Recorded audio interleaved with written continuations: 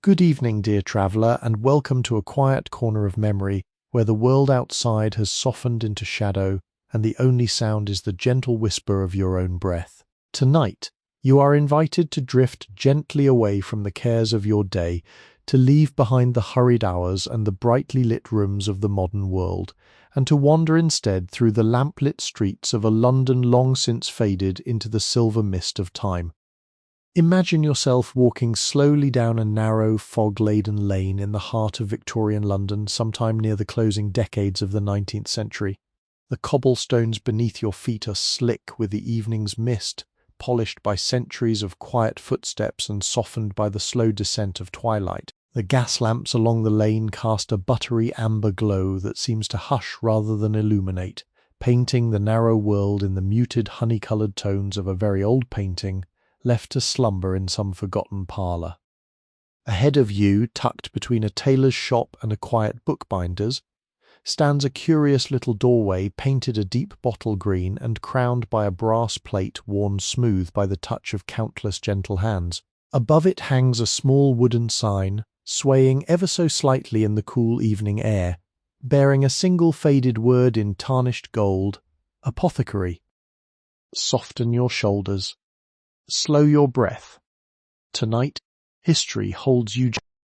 Before we cross the threshold and step into the warm, herb-scented hush of the apothecary, allow me to offer you a small and quiet thought, no more disruptive than the soft chiming of a distant clock somewhere across the rooftops. If you find that the gentle cadence of these stories carries you towards the kindly arms of sleep, if you feel your eyelids growing pleasantly heavy and the modern world drifting comfortably out of mind, you might consider lingering here a while longer, this little corner of the past that we have built together.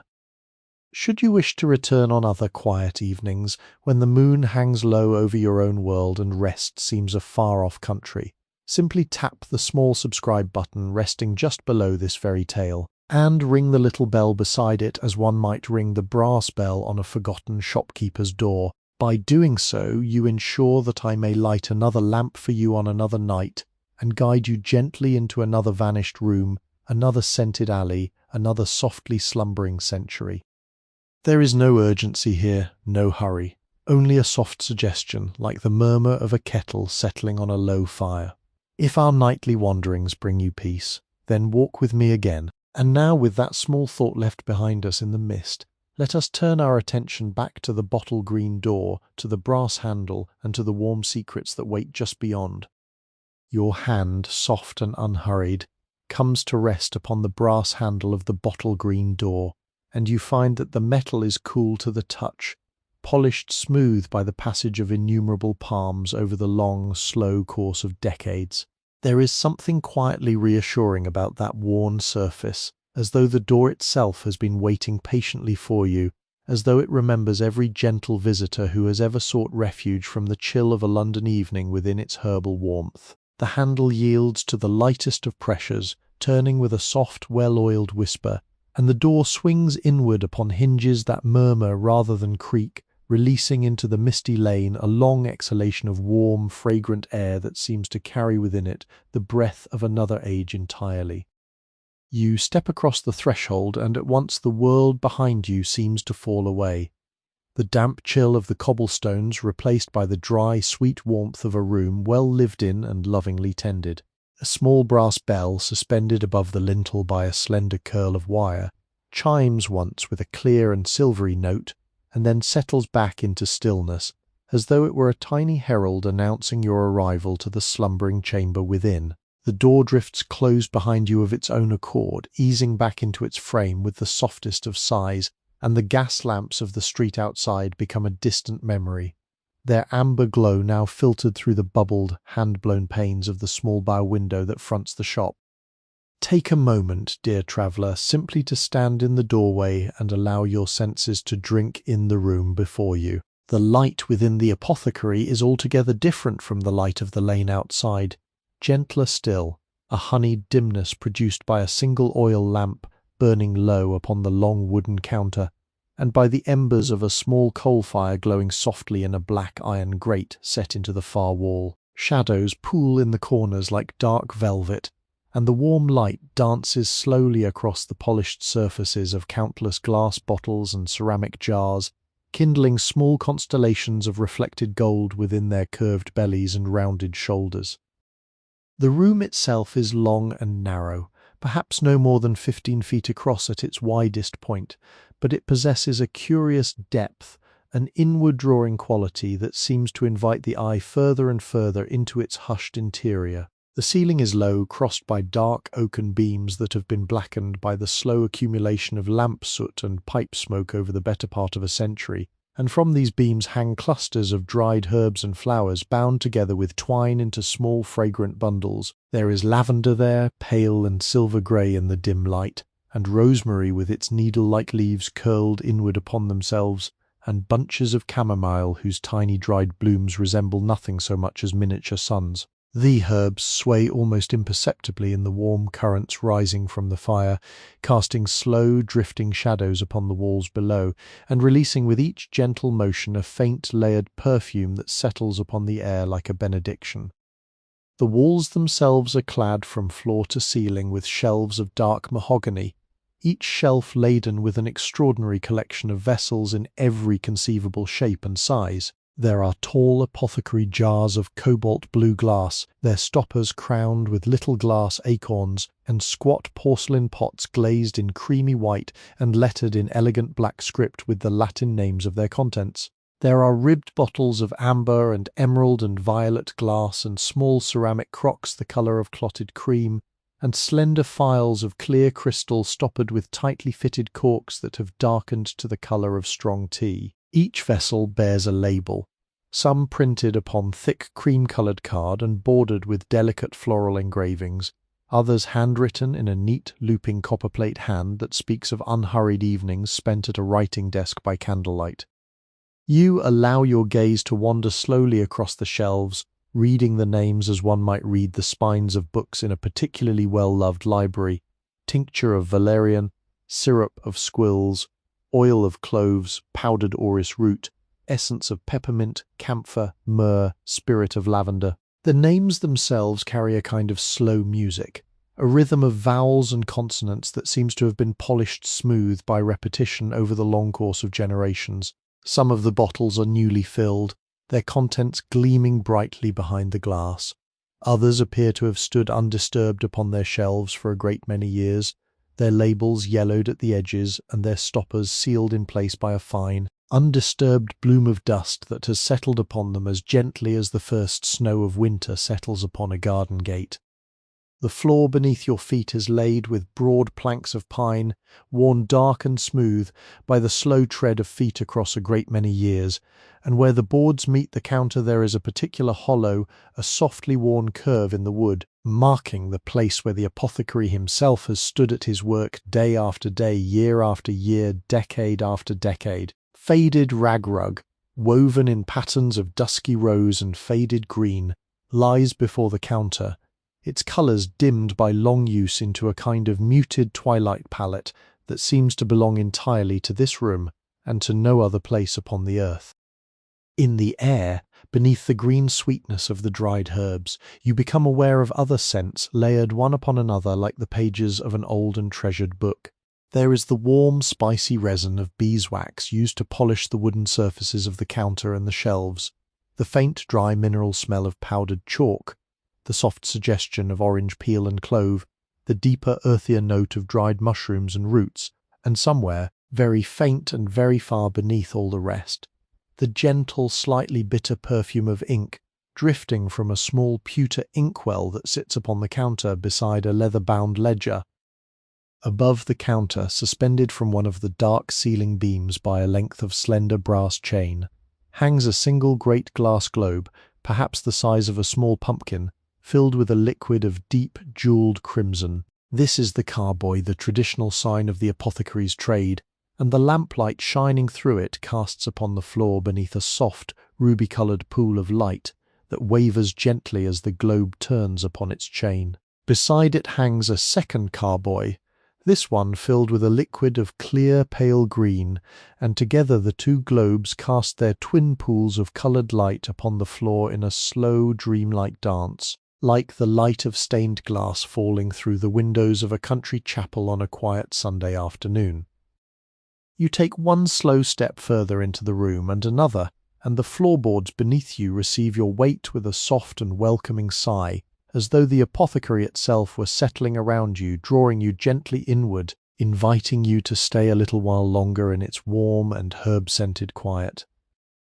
Drawn forward by the gentle pull of curiosity, you find yourself approaching the long wooden counter that runs nearly the full length of the apothecary, dividing the room into two halves as a quiet river divides a meadow. The counter itself is a remarkable thing, a single great slab of dark walnut, polished by long years of use into a surface so smooth and lustrous that the lamplight seems to sink into it as into a pool of still, dark water. Run your fingertips lightly along its edge, dear traveller, and you will feel the soft undulations where the wood has been worn down by the resting of 1,000 elbows, the leaning of countless waiting customers, the slow, patient pressure of generations of human hands. There are tiny grooves and faint scratches mapping its surface, each one a small unwritten chapter, each one the silent record of some forgotten transaction, some brief encounter between strangers brought together by the universal human need for healing. Towards the centre of the counter sits the apothecary's mortar and pestle, and these too repay your slow and unhurried attention. The mortar is carved from a single heavy block of creamy marble, veined with the palest threads of grey, and worn within its bowl to a soft hollow smoothness that catches the lamplight in a single curving crescent of light. The pestle is of the same pale stone, its rounded head darkened slightly by long contact with countless herbs and powders, and its handle worn shiny by the firm and steady grip of the apothecary's working hand. Beside the mortar, arranged with a quiet precision that speaks of long habit, lie the small implements of the trade, a slender ivory spatula yellowed to the colour of old piano keys, a tiny pair of brass scales with delicate chains and balance pans no larger than a child's open palm, and a set of weights nested neatly within a velvet-lined wooden box, each weight a perfect little brass cylinder stamped with its measure in tiny serif numerals. To the left of the mortar stands the great brass set of beam scales, an instrument of considerable beauty and presence. The scales rise from a heavy iron base upon a slender central column, and from the crossbar at its top hang two shallow brass pans suspended on three slim chains apiece, each chain composed of links so finely wrought that they seem almost to be drawn in ink upon the air. The brass has been polished with such regularity, with such patient affection, that it glows with a deep golden warmth, and where the apothecary's fingers most often touch the upright column there is a faint darkening, a slight patina, that traces in shadow the daily geography of his careful labour. Beside the scales sits a small ceramic dish containing a few coins, a worn brass thimble, and a slender silver pencil, small unrelated objects gathered together in that companionable disorder peculiar to long-occupied workspaces, each item resting where it was last set down by a hand that knew exactly where to find it again. Behind the counter, raised upon a short flight of two wooden steps, stands the dispensing area proper, and here the eye is drawn at once to the magnificent drug run that fills the entire back wall of the shop. Picture, if you will, a vast piece of mahogany cabinetry, perhaps 8 feet high and 12 feet broad, divided into a glorious honeycomb of small drawers, each drawer no more than 4 inches square upon its face, each one fitted with a tiny brass knob polished bright by daily use, and each one labelled in beautifully painted gilt script with the name of its particular treasure. There must be 300 such drawers, perhaps more, arranged in neat columns and rows, and the gilt names upon them seem to glow faintly in the lamplight as though they were softly luminous in their own right. Senna, cassia, rhubarb root, licorice, gentian, wormwood, angelica. Each drawer is a small wooden world, holding within it some carefully prepared powder, some fragment of dried bark, some sliver of preserved root brought from a faraway corner of the world. Above the great drug run runs a long shelf, and upon this shelf arranged the larger bottles, the tall reserve vessels of stoppered glass, each one perhaps a foot in height, each one filled with a tincture or a syrup, or an infused oil of some particular hue, The light from the fire and from the oil lamp passes through these bottles in slow procession as the eye travels along the row, kindling each one in turn into a soft jewel of colour, a deep claret red here, a pale topaz yellow there, a clear and gentle violet beyond. Tanned, at the very end of the row, a bottle of liquid the colour of seawater on a misty morning, in which one might almost imagine seeing the slow, unhurried movement of some pale and dreaming creature far below the surface.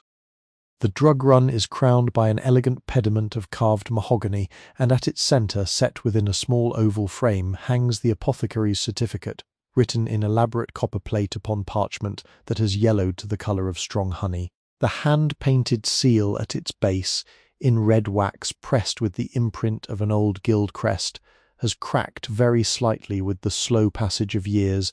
but the writing itself remains beautifully legible, as crisp and confident as the day the licensing clerk laid down his pen. To the left of this certificate hangs a smaller frame containing a pressed botanical specimen, a sprig of foxglove perhaps, with its long stem and its row of bell-shaped flowers preserved between two panes of glass, and beside it, in a third frame, faded engraving depicting the herb gardens of some monastic infirmary in a distant century, its monks bent gently over their plots in robes the colour of evening cloud. You become aware, as you stand quietly before the counter, of the soft and attentive silence of the room. The fire in its black iron grate gives forth occasional gentle sounds, a small settling of coals, a quiet exhalation of warm air, and somewhere in the depths of the building a tall case clock measures the seconds with a slow, unhurried tock-tock, tock that seems less to mark the passing of time than to soften it, to draw it out into long, languid threads. Floorboard far above your head shifts very slightly under some unseen weight, the sound no louder than the turning of a page in a quiet library. The small brass bell above the door, settled now into stillness, glints faintly in the lamplight, its silver voice ready to chime once more should another visitor cross the threshold. A stool of dark-turned wood waits beside the counter, its seat cushioned with a small round pillow of green velvet, the velvet so worn at its centre that the rich nap has been smoothed to a soft, satin-like sheen. Here, you imagine, generations of customers have perched while waiting for their preparations to be made up. Elderly gentlemen with silver-tipped canes resting against their knees, young mothers cradling sleeping infants in shawls of grey wool, tradesmen in dusty coats who have stepped in from their long days of labour. The cushion seems to remember them all, gathered into the quiet patience of its own velvet weave.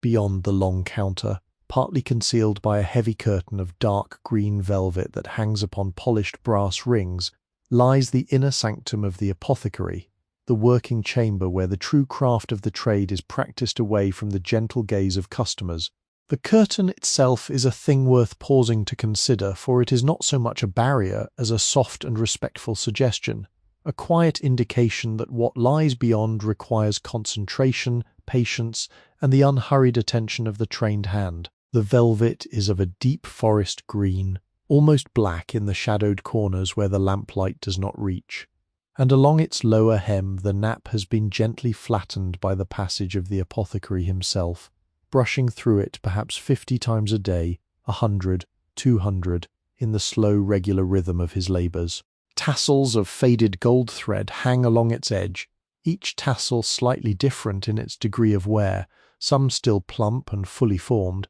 others pleasantly diminished, their threads loosened by long handling into soft fraying little plumes.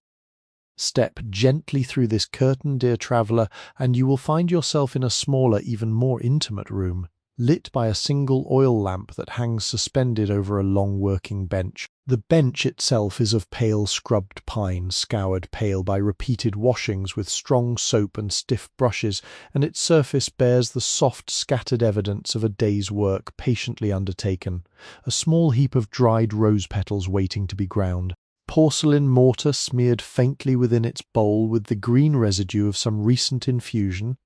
a length of coarse muslin spread out for the straining of an oily preparation,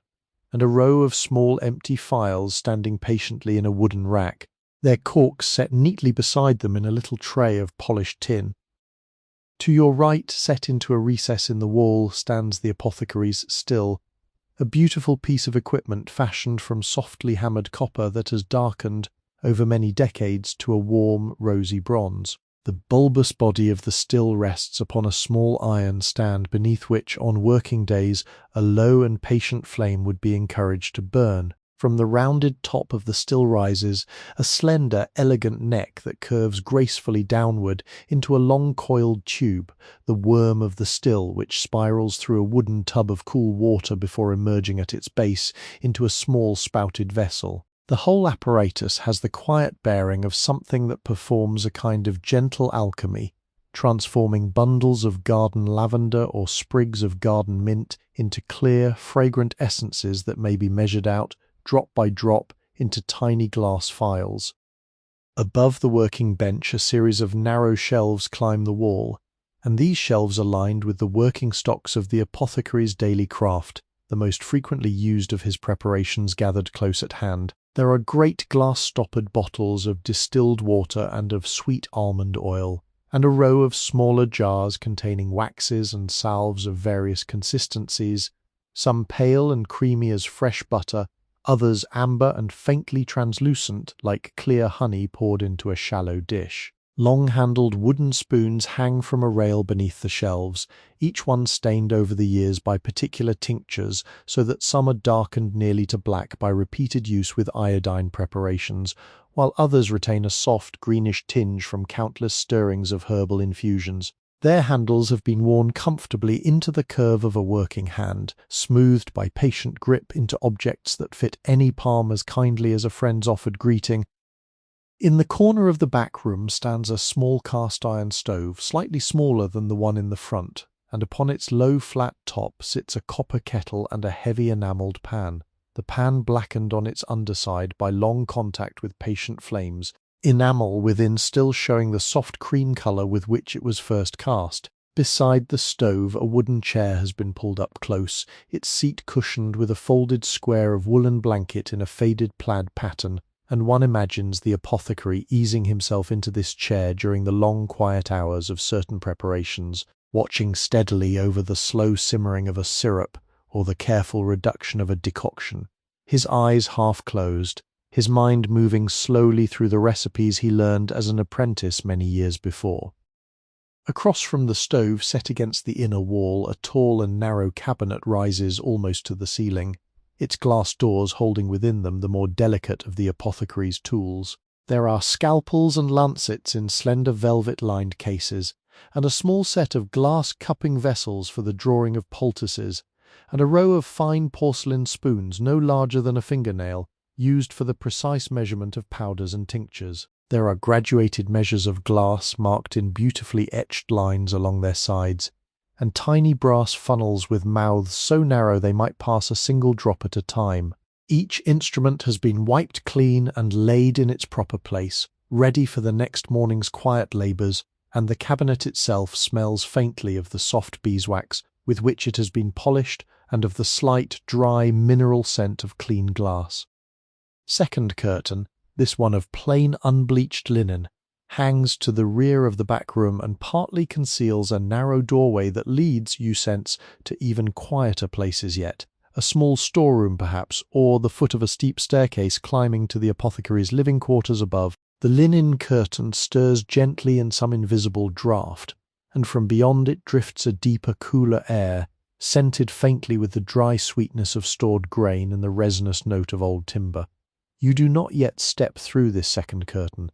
That journey will wait for another moment. For now, it is enough simply to stand within the soft amber light of the back room and to feel the great patience that pervades it, the sense of a place where time has been gently slowed, almost stilled by the careful, repetitive nature of the work performed within its walls.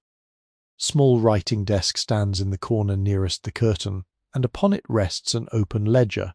its pages of pale cream paper covered in line after line of the apothecary's neat, sloping handwriting. Beside the ledger lies a slender pen with a steel nib, an inkwell of cut crystal half filled with the rich blue-black liquid of best quality writing ink, and a small wooden blotter wrapped in pink blotting paper that has been used so often it has darkened in places to a soft mulberry shade. The ledger is open at a page dated only a few days previous, and the entries upon it trace in their slow, careful script a quiet history of the day's exchanges. A poultice prepared for a Mrs. Eliza Thorne of Maiden Lane, tincture of valerian dispatched to the household of a certain widowed schoolteacher in Bloomsbury, a small phial of rosewater ordered for the comfort of an elderly gentleman in Holborn whose nights had grown restless with the changing of the season. The lamp above the bench burns steadily, its flame perfectly upright in the still air, and the back room receives you, the front room received you before, into its warm, herb-scented, unhurried embrace. Drawn now by the soft pull of curiosity, you turn back from the green velvet curtain and allow your unhurried steps to carry you towards the front of the apothecary, towards the small bow window that gazes out upon the lamp-lit lane. The window is a thing of considerable charm, set within a deep wooden frame painted the same bottle green as the door, its leaded panes arranged in a gentle curve that swells outward into the street like the rounded bow of a small wooden ship setting forth upon a misty harbour. The glass itself is of an older sort, hand-blown in the manner of an earlier generation, and it carries within its surface a multitude of soft imperfections, tiny ripples and bubbles and faint waverings that catch the lamplight and divide it into countless small constellations of glimmering brightness, as though each pane held within it the reflection of a different far-away star. Wide wooden ledge runs along the inner sill of the window, and upon this ledge the apothecary has arranged, with the patient care of one who delights in the small adornments of his trade, a quiet display intended for the gentle attention of passers-by. There stand 3 large carboys of gracefully blown glass raised upon turned wooden stands, each filled with a liquid of jewel-like colour, one of deep ruby red, one of clear emerald green, and one of warm amber gold. These 3-coloured globes have stood within the window for as long as anyone in the lane can remember, and the lamplight passing through them, both from the gas lamps without and from the soft oil lamp within, casts upon the bow of the window a slowly shifting tapestry of coloured shadow that drifts across the floorboards in long, dreamlike patches whenever the flames flicker, even slightly. Beside the carboys lie a number of smaller curiosities, a pair of dried sea sponges resting upon a small porcelain plate, a small velvet-lined tray of polished apothecary measures graduated in fine etched lines, and a slender glass case displaying a fan of dried herbs arranged like the feathers of some quiet, long-vanished bird. Pause for a moment, dear traveller, and look outward through the glass into the lane beyond. Through the gentle distortions of the hand-blown panes, the world outside takes on a softened watercolour quality, as though it had been painted upon the inside of a great glass dome and were now revolving slowly before your eyes. The cobblestones gleam darkly in the lamplight, each one outlined by a thin silver line of mist gathering in its joints, and the buildings opposite, a narrow tailor's shop with its wooden sign painted in faded red, and a quiet bookbinder's whose window holds the gentle suggestion of leather-bound volumes piled in companionable disorder, lean together with the pleasant, slightly tipsy intimacy of old neighbours who have stood side by side for so many decades that their walls now share a single sympathetic slant. Watch now the slow theatre of the lane as it unfolds before you, scene by gentle scene, in the unhurried pace of an evening drawing softly towards night. Lamplighter passes with his long brass-tipped pole, his cap pulled low against the cool air, and he moves from lamp to lamp with the steady, ceremonial gravity of one who has performed this duty every evening for many years. At each iron post he pauses, raises his pole with a quiet flourish, and coaxes the gas within into its small blossoming flame. And as he does so, the light brightens by some imperceptible degree, kindling another warm circle of amber upon the cobblestones below. He nods to the apothecary as he passes the bow window, a small silent nod of mutual recognition, 2 craftsmen of the evening hour acknowledging one another in the slow ritual of their separate trades. Behind the lamplighter, at a respectful distance, walks a young woman in a long woolen cloak the colour of dove feathers, the hood drawn up against the chill, and from beneath its edge peep the soft chestnut curls of her hair. She carries a small wicker basket upon her arm, and within the basket, partly covered by a folded square of white linen, you may glimpse a small loaf of bread, a paper twist of tea, and a single sprig of rosemary tucked at the side, as though for the simple pleasure of its scent. She walks with the quiet, contented pace of one whose errands are nearly done, whose home is not far off, and whose evening hearth waits with the gentle promise of warmth and supper. Horse-drawn cab passes at the far end of the lane with a soft clopping of hooves upon damp stone, the carriage lamps glowing like two yellow moths, and within the cab one may briefly glimpse the silhouette of a top-hatted gentleman bent over a folded newspaper, his face lit faintly by the small reading lamp he has lit upon the seat beside him. The cab does not turn into the lane it passes on, its sound diminishing slowly into the surrounding hush, leaving behind only the gentle echo of horseshoes upon stone and the faint, lingering scent of harness leather and hay carried upon the evening air.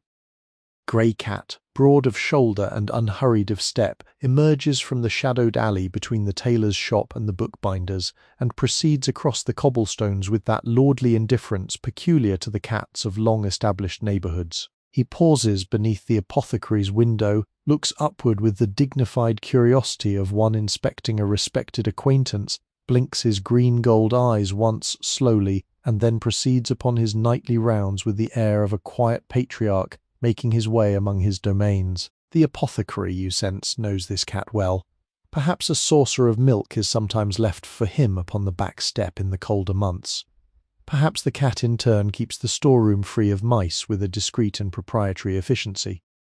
The mist, which had been a thin and gauzy veil when first you stepped into the lane, has now deepened into a softer, denser haze, and the gas lamps in the distance have become great soft globes of golden light suspended in the air like enormous luminous fruits. The far end of the lane has begun to fade gently into a milky obscurity, so that the buildings there seem to dissolve line by line into the texture of the evening itself, leaving only the warm circles of the lamps and the faint silhouettes of distant chimneys against the deepening sky.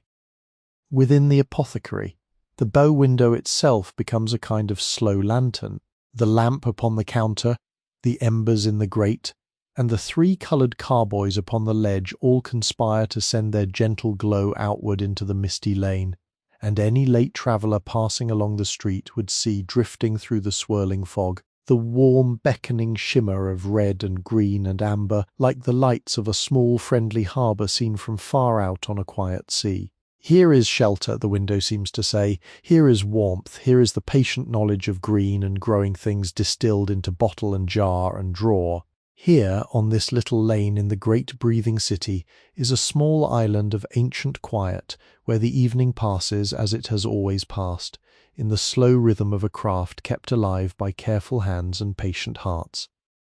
Drawn now by some slow undercurrent of curiosity, you become aware of a small wooden door set low into the wall behind the dispensing counter, half hidden by the deep shadow of the great mahogany drug run, its hinges fitted with the dark hand-forged iron of an earlier century. The door is no taller than the apothecary's shoulder, scarcely 4 feet from sill to lintel, and it is fastened with a simple wooden latch worn smooth by long use, the wood polished by countless palms into a soft, satin-like sheen that catches the lamplight in a single pale crescent of reflected gold. Above the latch hangs a small brass key upon a length of dark blue ribbon, the ribbon faded by long years to the colour of an evening sky just after dusk,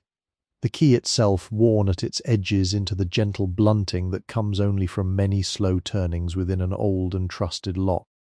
Lift the latch, dear traveller, with a slow and respectful hand, and let the small door swing inward upon its dark iron hinges with a soft, reluctant whisper of sound that is not quite a creak, not quite a sigh, but something pleasantly between the two. Beyond the doorway lies a narrow flight of stone steps, descending into a deeper, cooler darkness, and the air that drifts upward to greet you carries within it a different perfume altogether from the herb-scented warmth of the rooms above. There is the soft mineral fragrance of old stone, the faint sweet dryness of stored apples in their straw-lined boxes, the deeper, earthier note of root vegetables wintered patiently in their dark crocks, and beneath all of these the gentle, almost imperceptible coolness that belongs to chambers cut beneath the surface of an ancient city, where the great breathing earth itself holds the temperature in a single unchanging hush.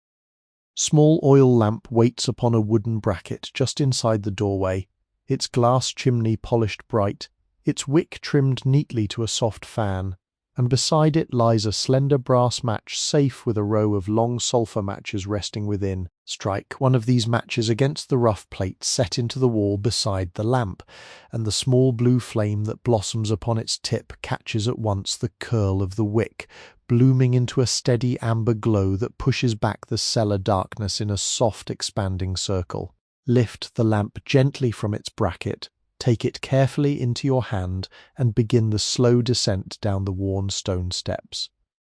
The steps themselves are a study in gentle history. They are 7 in number, each step slightly different from the next in its degree of wear, and the centre of each is hollowed into a soft inward curve where generations of feet have passed in their patient, repeated journeys to and from the cellar. The stone is a pale, creamy limestone, perhaps quarried from somewhere not far north of London in a century long since departed, and where the light of your lamp falls upon it, the surface gleams faintly with a soft, dewy moisture, though the very stones were quietly perspiring in the cool air of the underground room. Slender iron handrail fastened to the wall by old wrought hooks runs along the right side of the steps, and its surface has been worn dark and glossy by the touch of innumerable hands seeking its quiet support during the slow descent. At the foot of the steps the lamp reveals to you the cellar in its full, hushed extent. It is a low-ceilinged chamber, vaulted in pale brick that has been whitewashed many times over the long passage of years, so that the curving walls seem to glow gently in the lamplight with their own soft, milky luminescence. The brick vaults rise in graceful curves to meet at slender ribs of dressed stone, and at the centre of each arch a small iron hook hangs from the keystone, intended for the suspension of cured hams and bunches of dried herbs in seasons past. The floor is paved with broad flagstones, each one worn smooth by long centuries of footsteps, and between the stones run thin lines of mortar darkened by time to a soft dusky grey, like the lines of a faded map drawn upon old parchment. To your left, ranged along the curving wall, stand the great oaken casks of the apothecary's reserve, 6 in number, each one fitted with a small brass tap, and labelled in faded white paint with the contents of its slow-maturing depths. There is a cask of best almond oil set aside to clarify in the cool darkness, a cask of rectified spirit used in the making of tinctures and essences, a smaller cask of rosewater gathered from the late summer harvests of the herb gardens of Kent, and a 4th cask, set slightly apart from the others upon a wooden cradle, holding a fine vintage of medicinal sherry kept for the gentle restoration of elderly customers in the colder months. The wood of the casks has darkened with time to a deep walnut brown, bound about by hoops of dark iron polished smooth by many slow inspections, and a faint, sweet, layered fragrance drifts from them into the surrounding air, complicating gently the cool mineral perfume of the cellar with notes of toasted oak, of warm spice, of distant orchards in late September sunshine. Across from the casks a long, low shelf has been built into the curve of the wall, and upon this shelf rest the cellar's quieter treasures, round wicker baskets of stored apples, each apple wrapped individually in a small square of soft paper to prevent its touching its neighbours, row of dark earthenware crocks holding pickled walnuts and preserved lemons, and the apothecary's own slowly fermenting cider vinegar, and a wooden tray of pale, round goat's milk cheeses sent down by a country cousin in the autumn, ripening gently in the constant cool of the underground air. Beside these, a slender wooden rack holds perhaps a dozen tall green bottles of homemade elderflower cordial, sealed with corks dipped in dark brown wax, awaiting the long sweetness of the next summer's gentle reaching. In the far corner of the cellar, the lamp reveals an even older feature, a small alcove cut into the wall and faced with stones of a different and rougher hue than the rest of the chamber. These are great rough blocks of grey London stone, weathered by some far more ancient century, and upon one of them half hidden by the slow accumulation of whitewash, may be discerned the faintest carving of what might be a flower, or perhaps a small wheel, perhaps the simple mark of some long-vanished mason who set his name upon his work in an age when London was scarcely a quarter of its later size. The apothecary, you sense, knows this stone well, and on certain quiet afternoons may stand before it for a long contemplative moment, considering the great slow continuity of human craft, to which his own gentle labours are but the latest modest contribution. Lift the lamp once more, and let its soft glow play across the vaulted brick, the hooded casks, the patient shelves, the worn stones beneath your feet. The cellar receives you into its hush as kindly as the rooms above received you before, and somehow in this deeper quiet time itself feels yet more thickly woven, yet more slowly turning, though here beneath the streets of the great city the centuries had paused to sit a while in companionable stillness with one another. Climb again the 7 worn stone steps, dear traveller, set the small brass lamp gently back upon its wooden bracket, and let the low door to the cellar swing softly closed upon its dark iron hinges. The latch settles into its keeper with a quiet wooden click, and you find yourself once more in the warm, herb-scented hush of the dispensing chamber. But the light has shifted now, in that gentle way that history sometimes shifts when one is reading a long and well-loved book, and the amber dimness of evening has given way to the cool, pale gold of an early winter morning. The mist of the lane outside has lifted into a high, soft cloud, the gas lamps have been dimmed and stilled, and a slender shaft of dawnlight has begun to tilt itself in through the bow window, kindling within the 3-coloured carboys upon the sill, the first soft jewels of the day. The apothecary himself stands at his counter, and you may now observe him in the unhurried beginning of his daily labours. He is a man perhaps nearing his 50th year, neither tall nor short, of a quietly compact build, dressed in a long working coat of dark grey wool that falls to just below his knees and is fastened at the waist with a row of small bone buttons polished by long use to the colour of clotted cream. Beneath the coat he wears a waistcoat of dove-grey silk, embroidered very faintly with a pattern of tiny ivy leaves in thread the colour of pale tarnished silver, and at his throat is fastened a soft black cravat of fine wool, knotted in the simple, comfortable manner of a man who has long since ceased to think of his collar as a daily problem to be solved. His shirt is of cream-coloured cotton, the cuffs turned back twice over his forearms in neat folds, and a slender silver watch chain crosses his waistcoat in a single graceful loop, terminating in a small fob carved from polished bog oak in the shape of a tiny pestle. His face is one to which the eye returns gladly. He has the quiet, attentive features of one who has spent a working life in the close observation of small things, a pair of soft grey-blue eyes set within fine networks of gentle lines, the lines themselves the slow gift of 1,000 small smiles given to 1,000 patient customers. Nose neither prominent nor unobtrusive, slightly reddened along its bridge by the small permanent kiss of his reading spectacles, and a mouth that rests, even in repose, in the suggestion of a half-smile, as though the world in the apothecary's long acquaintance had given him rather more cause for quiet amusement than for distress. His hair, once dark, has now silvered at the temples to the colour of pewter, and is brushed back from a high, calm forehead with the unhurried care of a man who attends to his appearance, not from vanity but from the same instinct for order that governs the rest of his working life. Watch him now as he begins his morning ritual, and you will find that there is a quiet music in his every motion. He takes from a small drawer beneath the counter a pair of folded muslin sleeves, slips them carefully over his cuffs to protect the fine cotton from staining, and ties them at the elbows with 2 short lengths of black tape. He lifts a pale linen apron from a peg upon the wall, settles it over his head, and reaches behind himself with the practised ease of long habit to fasten the strings in a neat, double-looped bow at the small of his back. From a shallow tray upon the counter he selects a soft cloth of clean white flannel, and with this cloth he begins slowly and methodically to wipe down the entire length of the walnut counter, working from left to right in long, steady passes, pausing to lift each instrument in turn, the marble mortar, the brass scales, the small ivory spatula, and to polish beneath it before returning it gently to its accustomed place. He moves to the great brass beam scales, and his hands settle upon them with the affectionate respect a craftsman reserves for the chief tool of his trade. He breathes upon the brass very softly, and rubs each surface with a fold of soft chamois leather kept especially for the purpose,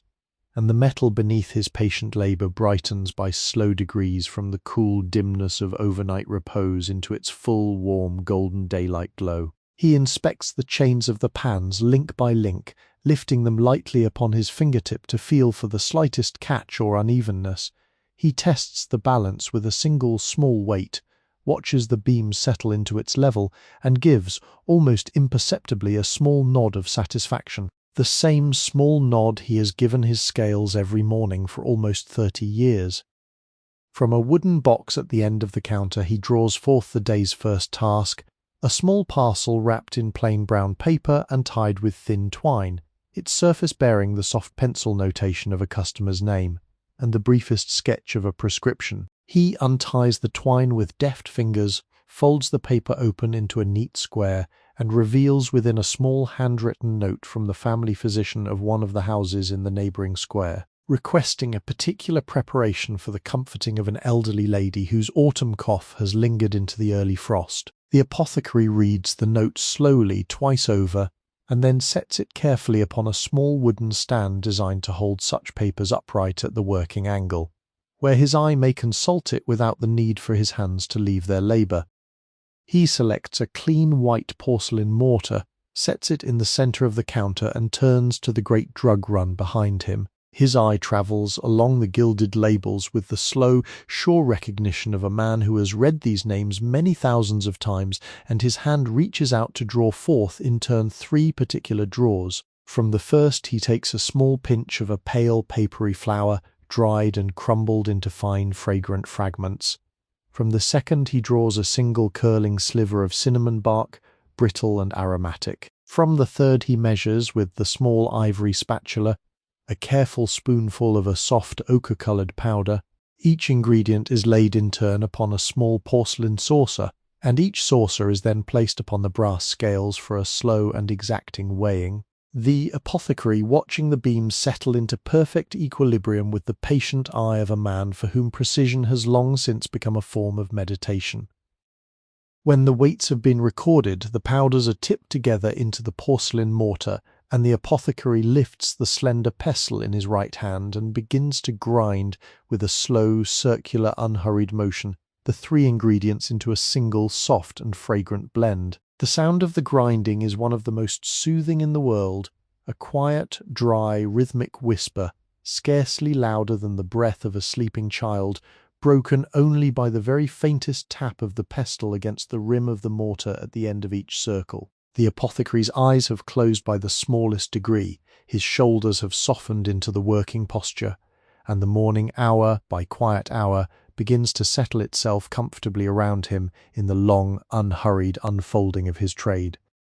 The grinding within the porcelain mortar has scarcely settled into its quiet rhythm, when the small brass bell above the bottle-green door rings out its silver note, and the door swings gently inward upon a soft draught of cool morning air, admitting to the warm chamber the first visitor of the working day. The apothecary lifts his pestle from the mortar, sets it carefully across the bowl to rest, and turns towards the door with the quiet, unhurried, welcoming smile of a man who has greeted his neighbours in this way for nearly 30 years, and finds in such greetings one of the chief pleasures of his trade.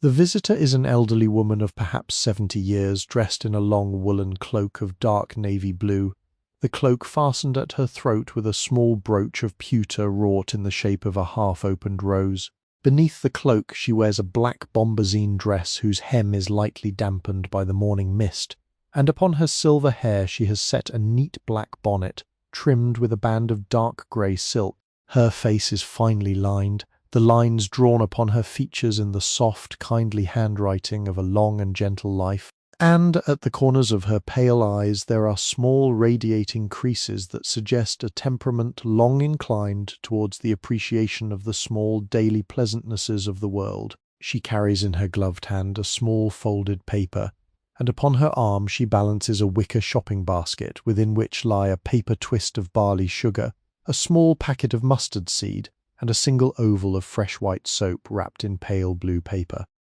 She greets the apothecary by name, Mr. Halliwell, she calls him, in a voice that has the soft, well-worn musicality of long-rehearsed friendship, and he returns her greeting with a small, courteous inclination of his head, addressing her in turn as Mrs. Penwick, and asking after her sister in Hampstead, whose health, he recalls, had been the cause of some quiet concern in their last meeting some weeks before. The exchange of these gentle pleasantries occupies several unhurried minutes, during which time the apothecary listens with the patient attention that is the chief gift he gives to all his visitors, and Mrs. Penwick, soothed by his unfeigned interest, allows herself to settle by slow degrees into the green velvet stool beside the counter, her gloved hands folding themselves upon the worn handle of her basket in the comfortable manner of one whose errand has, at least for a few moments, become the secondary pleasure of the visit. When the conversation has settled, Mrs. Penwick unfolds her paper upon the counter, smoothing it with a careful hand, and presents to the apothecary the modest little prescription that has brought her this morning to the lane. She has come, it seems, in search of a small bottle of her customary lavender water, the one she has used to scent her writing paper for as many years as either of them can remember, and a fresh quantity of the gentle camphor lozenges she keeps within a small tin upon her bedside table for the comforting of her late-night thoughts. The apothecary nods in quiet agreement, draws from beneath the counter a slim, slender bottle of clear glass, removes its small silver-banded stopper, and turns to the long shelf above the drug run for the great reserve carboy of distilled lavender water. With the steady hand of long practice he tilts the carboy upon its wooden cradle and pours a slow, perfumed stream into a brass funnel set into the neck of the small bottle, and as he pours the air of the chamber blossoms outward into a fresh, clean,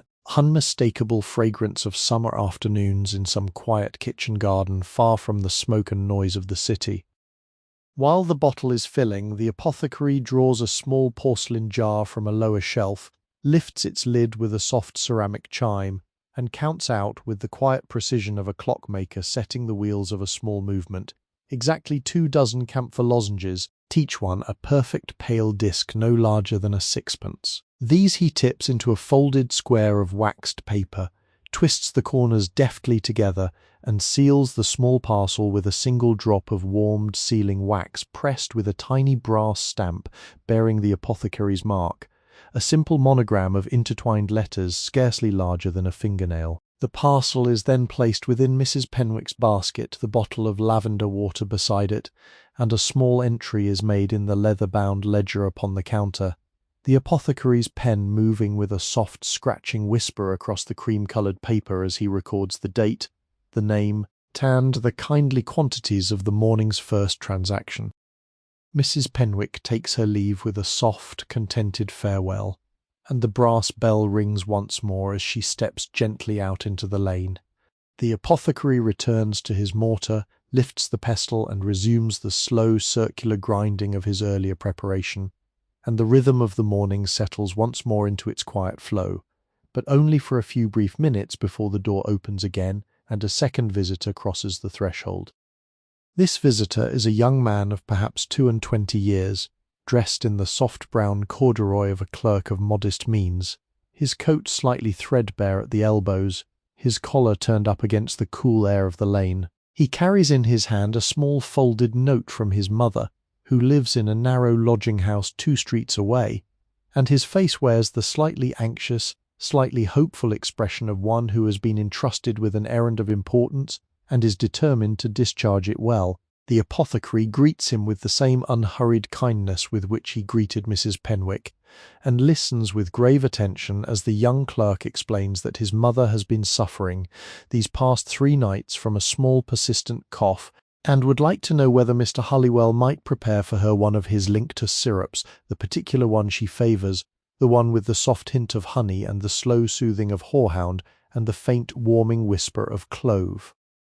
The apothecary nods in quiet recognition, draws forth a clean glass bottle of the medium size, sets it upon the counter, and turns once more to the great drug run, this time selecting a different sequence of drawers and a different pair of stoppered bottles from the long shelf above. He measures, weighs, decants, and stirs, his every movement carrying the slow grace of long practice. And as he works, he engages the young clerk in gentle conversation, asking after his employment in the offices of a certain solicitor in Lincoln's Inn, tasking after his younger sister who is studying to be a governess, asking after the small canary in its painted cage that the family keeps in the front window of their lodging. The young man, soothed by these inquiries, allows the small anxieties of his errand to ease from his shoulders, and by the time the linctus has been bottled, sealed, and parcelled, he is smiling with a quiet contentment that he had not expected to find so early in the day. 2 visitors, 2 parcels, 2 small entries in the leather-bound ledger, and the long, unhurried morning unfolds, hour by gentle hour, the slow, kindly weaving of small encounters into the long fabric of a working life patiently lived. The brass bell falls into stillness once more, and the apothecary, having seen the young clerk safely out into the lane with his small bottle of linctus tucked carefully into the inner pocket of his corduroy coat, returns to the patient business of his counter with the soft, contented sigh of a man for whom the steady alternation of greeting and labour is one of the chief satisfactions of his calling. The morning has by now climbed a little higher in the sky beyond the bow window, and the slender shaft of pale gold light that earlier tilted across the floorboards has shifted by some imperceptible degree, falling now upon the green velvet stool beside the counter, and kindling within the worn nap of its cushion a small soft glow of emerald that seems almost to breathe with the rhythm of the morning itself. There is in the working life of an apothecary a particular hour that may be called, with some justice, the hour of quiet compounding. It is the hour when the early visitors have come and gone, when the more pressing little errands have been discharged, and when the longer, slower preparations of the trade may at last be taken up and given the unhurried attention they require. It is an hour scarcely marked upon the face of the great case clock in the corner, for it begins differently on different days and ends only when its labours are complete. But the apothecary recognises its arrival as a sailor recognises the turning of a tide, be some slow inward sense that has been cultivated over many years of patient repetition. He clears the counter now of the morning's lighter implements, gathering the small parcels of waxed paper and the spent lengths of twine into a neat little heap, which he sweeps gently into a wicker basket kept beneath the counter for such fragments. He wipes the surface once again with his soft white flannel cloth, polishing away the faintest dust of the morning's powders, and from a low cupboard at the rear of the counter he draws forth the larger working tools of his afternoon's intention. Great copper pan with a long handle of polished walnut, a slender wooden stirring rod whose tip has been darkened by decades of patient submersion in countless syrups, a wide enamelled bowl in the colour of pale cream, and a length of soft muslin folded into a neat square ready for the eventual straining of his preparation. The task before him this morning is the compounding of a particular cough syrup, much beloved among his regular customers, the same cough syrup whose smaller bottle was so recently dispatched in the corduroy coat pocket of the young clerk. The apothecary keeps a standing reserve of this preparation upon his shelves, but the cooler weeks of late autumn have seen the supply diminish more swiftly than usual, and the small reserve carboy at the end of the long upper shelf has, he noticed only this morning, fallen to scarcely a third of its accustomed level. It is therefore time, he has decided, to dedicate the slow middle hours of the day to its careful renewal. He lifts down from the great drug run in slow and deliberate sequence the several drawers and bottles whose contents the recipe requires. From one drawer he draws a generous handful of dried horehound leaves, papery and silver grey, and these he tips into a clean ceramic bowl. From another he takes a small heap of crushed marshmallow root, pale and faintly fibrous, and adds it to the first. From a tall green glass bottle upon the upper shelf he measures a careful quantity of clear distilled water into a graduated glass cylinder, watching the meniscus settle exactly upon the etched line of his desired measure. From a smaller jar he draws forth a pale honeycomb of fresh beeswax, no larger than the palm of his hand, and from another small bottle a slender golden trickle of best Hymettus honey, gathered from the hives of a country apiarist in the gentle hills of Surrey. All these ingredients he sets in their orderly array upon the counter, each one in its allotted vessel, each one weighed and verified upon the brass scales, each one entered with a brief notation in the working margin of his leather-bound ledger. He moves now to the small back room beyond the green velvet curtain, kindles a low and patient fire beneath the cast-iron stove, and sets upon its flat top the great copper pan with its measured quantity of distilled water. The water, given a few unhurried minutes upon the gentle flame, begins to release its slow plume of soft white steam into the air of the chamber, and at the moment when the surface trembles into the very first suggestion of a simmer the apothecary tips into the pan the dried horehound and the crushed marshmallow root, stirring them gently with the long wooden rod in a slow, contemplative circle that turns upon itself again and again as the herbs surrender their virtues into the patient water. The fragrance that rises from the pan is one of the small wonders of the apothecary's trade. It is not a sharp scent nor a sweet one, but rather a soft, green, faintly musky perfume, the kind of scent one might encounter on a long walk through an old physic garden in early autumn, when the herbs have begun to dry upon their stems and the slow mineral coolness of the earth has begun to draw their last warm essences upward into the open air. The steam carries this perfume slowly into every corner of the back room, drifting out through the velvet curtain into the dispensing chamber beyond, mingling there with the older, layered scents of beeswax and lavender and orange peel, until the whole apothecary seems wrapped, for an unhurried half-hour, in the gentle benediction of a single great breathing fragrance. The apothecary stirs the pan in slow, unhurried turns, his eyes fixed not upon the pan itself, but upon some quiet middle distance just beyond its rim, in the manner of a man for whom the act of stirring has long since become a form of meditation rather than a simple physical labour. From time to time he taps the wooden rod gently upon the rim of the pan, listening to the soft hollow note that the contact produces, and from this small sound he reads, with the infallible ear of long practice, the precise condition of his preparation. When at last the herbs have surrendered their full virtues into the water, and the liquid has darkened into a soft mossy green, he lifts the pan carefully from the stove, sets it upon a folded cloth on the working bench, and allows it to rest for several quiet minutes while its steam rises and slowly thins into the warm air above. Then, with the patience that is the chief inheritance of his trade, he takes the folded square of muslin and stretches it carefully over the wide enamelled bowl, securing its edges with a length of plain white string, and he tips the warm green liquid in a slow, unhurried stream through the muslin into the bowl beneath. The strained liquid emerges clear and faintly luminous, a soft jewel-like green that catches the lamplight in a single curving crescent of brightness, and the spent herbs upon the muslin form a small, dark, fragrant heap that he will later carry quietly out to the kitchen garden to return, then the slow turning of seasons to the patient forgiving earth. The strained liquid rests now in its wide enamelled bowl, glowing softly upon the working bench in the gentle amber of the back-room lamp, and the apothecary, having lifted away the muslin with its small dark heap of spent herbs and set it aside upon a clean ceramic plate, allows himself a brief and contemplative pause before proceeding to the next slow stage of his compounding. He stands for a moment with both hands resting lightly upon the edge of the bench, his eyes half closed, his breathing deepened into the soft rhythm of one who has settled fully into the meditative absorption of his craft, and the small sounds of the apothecary gather themselves around him in the unhurried hush of the late forenoon, the faint settling of the coal in the back-room stove, the soft tick of the case clock in the dispensing chamber beyond, the distant murmur of a delivery cart passing along the lane outside, its wheels turning slowly upon the damp cobblestones with the quiet, unhurried music of an old wooden axle well fitted to its iron-rimmed hubs. When his pause is complete,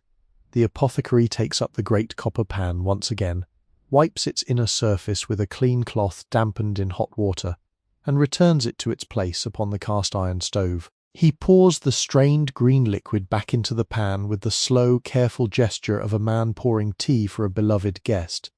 And from the small tin upon the bench he lifts the pale honeycomb of fresh beeswax, breaking it gently into smaller fragments which he drops one by one into the warming pan. The wax, finding the warmth pleasing, begins almost at once to soften, the harder edges of each fragment rounding gently inward, the surfaces taking on a faint golden translucency, and within a very few minutes the wax has surrendered itself entirely to the liquid, dissolving into it without protest in slow, unhurried curls of pale gold that dance briefly upon the surface before sinking gently into the green depths beneath.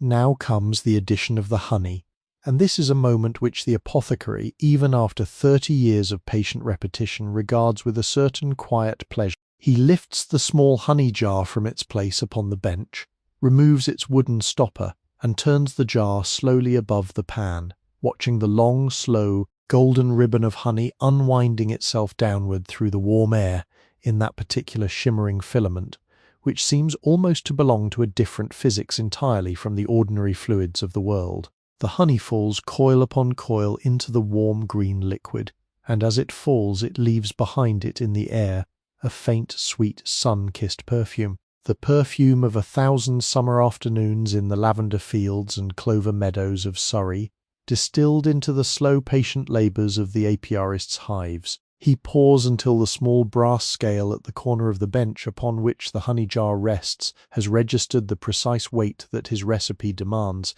and then he lifts the jar gently away, replacing the wooden stopper and setting the jar back into its proper place upon the lower shelf. He stirs now with the long wooden rod, in slow, unhurried, hypnotic circles, watching with quiet satisfaction as the honey dissolves itself into the green depths of the syrup, and as it dissolves the colour of the liquid changes by slow and almost imperceptible degrees, the soft mossy green deepening into a richer, warmer hue, gathering within itself the faintest amber undertone, until the entire surface of the pan glows with the soft luminous bronze of an October pond at sundown. The apothecary stirs and stirs, and the syrup answers his stirring with a soft, contented murmur, its surface trembling into and out of small concentric rings that widen patiently to the edge of the pan, and there subside into perfect stillness once again. To this base he now adds, in their carefully measured turn, the smaller and more delicate ingredients of his preparation. From a tiny cobalt blue phial he draws 3 precise drops of essence of clove, each drop falling into the pan with a soft, almost inaudible plink, and at once the warming syrup releases into the air a deeper, spicier note, the dark, spicy, almost autumnal warmth of clove laying itself gently upon the older fragrance of horehound and honey. From a second phial, this one of clear crystal stoppered with a small silver cap, he adds 2 drops of essence of aniseed, whose presence in the preparation is so subtle that one would scarcely notice it as a separate scent, but whose absence, were it omitted, would somehow rob the whole syrup of its characteristic completeness, in the same way that a single absent violinist may quietly diminish the wholeness of a small chamber ensemble. He stirs once more, his face slightly bent above the pan, his eyes nearly closed, his breath drawn slowly and deeply through his nose in the patient assessment of an experienced perfumer. When the apothecary is satisfied that the proportions have settled into their proper harmony, he removes the pan once more from the stove, sets it upon a folded cloth, and allows the syrup to cool by slow degrees in the gentle air of the back room. It will not do to bottle the preparation while it is still too warm, for the warmth would soften the corks and risk a slow seepage along the inner rim of each bottle, and so the apothecary employs this interval of cooling for the unhurried preparation of the bottles themselves. He draws forth from a low cupboard a wooden tray containing perhaps 24 empty bottles of the medium size, each one washed and dried the previous evening, each one resting upside down within its own small wooden compartment so that no dust may have settled within during the night. He lifts the bottles one by one, examines each in turn against the lamp to verify the perfect cleanliness of its inner surface, and arranges them in a neat row upon the working bench, mouths upward, awaiting the warm and fragrant pouring that will soon descend upon them. Beside the bottles he sets a small wooden tray of fresh corks, each cork polished to a soft satin sheen and lightly waxed at its lower end to ensure a snug and lasting seal.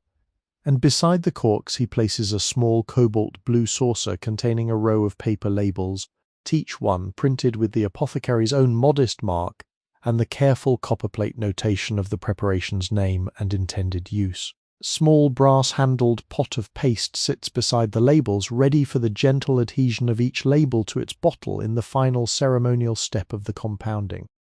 The apothecary stands a moment longer beside the cooling pan, watching the slow rising of its diminishing steam, and a soft, almost imperceptible smile rests upon the corners of his mouth. The smile of a craftsman whose long labour is approaching its quiet completion. The fire beneath the stove glows now with a low, patient red, the lamp above the bench burns steadily upon its hanging chain, and the air of the back room is filled with the layered, magnificent fragrance of a syrup nearly finished and a morning beautifully spent. Somewhere in the dispensing chamber beyond the green velvet curtain, the case clock measures out the slow, unhurried passage of another quiet quarter hour, and the apothecary, in no haste whatever, allows himself the simple pleasure of standing perfectly still for a moment in the warm centre of his own contented labour.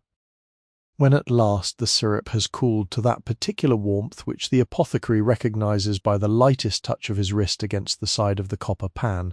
neither so hot as to risk the softening of cork, nor so cool as to lose its pliant fluency in the pouring, draws forth from the lower drawer of the working bench a small brass-handled funnel of a most elegant design, its broad mouth tapering gracefully into a slender polished spout. The funnel is one of his most cherished implements, having been a gift from his late master upon the completion of his apprenticeship many decades before, and upon its underside there is engraved, in tiny cursive lettering scarcely larger than the width of a wheat kernel, the apothecary's own initials beside those of the master who once placed this very funnel into the hands of his promising young pupil. He sets the funnel into the mouth of the first empty bottle, steadies the bottle with his left hand, and lifts the great copper pan with his right, tilting it forward in the slow, careful gesture of a man pouring a very fine wine into a glass of cut crystal. The syrup descends into the funnel in a single, slow, unbroken stream, and the bottle beneath fills by gentle degrees with the warm, jewel-like liquid, the green-bronze hue rising patiently up the curving glass and gathering within the shoulders of the bottle into a soft, luminous swell that catches the lamplight in a long crescent of trembling brightness. There is a small soft sound peculiar to such pourings, a sound at once liquid and woody, as the syrup glides through the polished brass and slides into the glass beneath,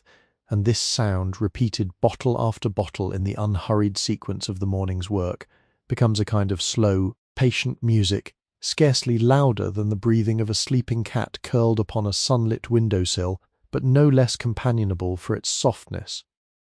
The apothecary fills each bottle to a precise level marked by a small etched line upon the inner curve of the funnel itself, and as each bottle is filled he sets it gently aside upon a clean wooden tray, takes up the next empty bottle from the row, and resumes his patient pouring. The pan grows lighter in his hand by gradual degrees, and the row of empty bottles diminishes in proportion until at last the final bottle has received its measured portion, and only a small residue of the warm syrup remains in the bottom of the pan. Small final golden green pool, which the apothecary, with the patient thrift of a craftsman who wastes nothing, will later collect into a smaller phial for his own private use upon the cooler evenings of the coming winter.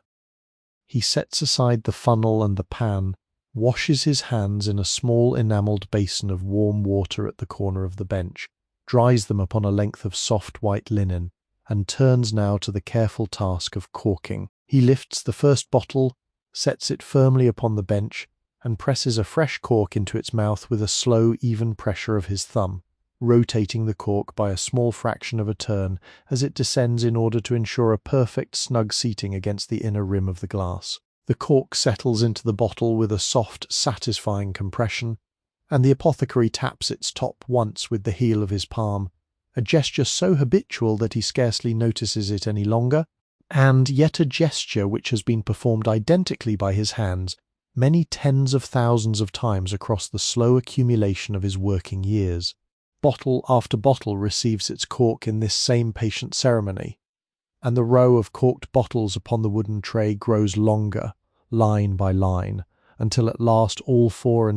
are sealed and ready for the final adornment of their labels.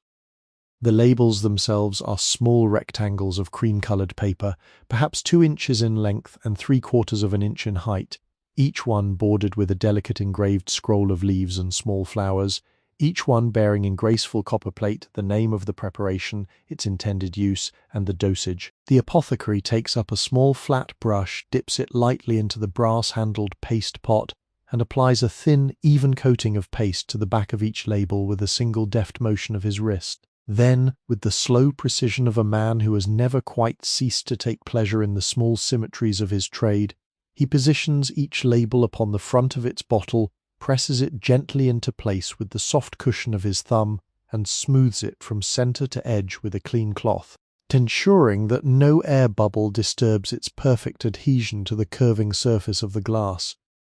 When the last label has been settled into place and the small brush returned to its accustomed dish of warm water for cleaning, the apothecary lifts the wooden tray of finished bottles into both his hands and carries it slowly through the green velvet curtain into the dispensing chamber beyond. There he sets the tray upon the long walnut counter, and one by one he lifts each bottle and arranges it upon the long upper shelf above the great drug run, returning the cough syrup carboy to its accustomed prominence and surrounding it with the smaller bottles of the same preparation in a slow, deliberate procession of warm, glowing glass. The lamplight passing through the row of newly filled bottles kindles within them a long, jewel-like brilliance, and where the row meets the older bottles already in residence upon the shelf, the apothecary pauses for a moment to admire the quiet pageantry of his collection, the long ranks of coloured glass standing patiently shoulder to shoulder, like the painted figures upon some old medieval altarpiece, each one a small luminous saint of his particular healing virtue. He runs his eye slowly along the shelf, performing the small private inventory that has become for him almost a form of evening prayer. There stands the great carboy of distilled rosewater, its contents the soft pink of an early dawn. Beside it the carboy of orange flower water, pale gold and faintly luminous. Beside that the deep amber of tincture of myrrh, the dark crimson of compound elixir of cinnamon, the soft milky white of mucilage of acacia, the gentle topaz of camphorated spirit. Each colour answers its neighbour in a slow chord of warm and cool tones, and the long shelf reads, when one stands back from it for a moment, like the patient illuminated page of some great manuscript devoted entirely to the small benefactions of the herbal world. The apothecary stands back, indeed, and allows himself a moment of quiet appreciation.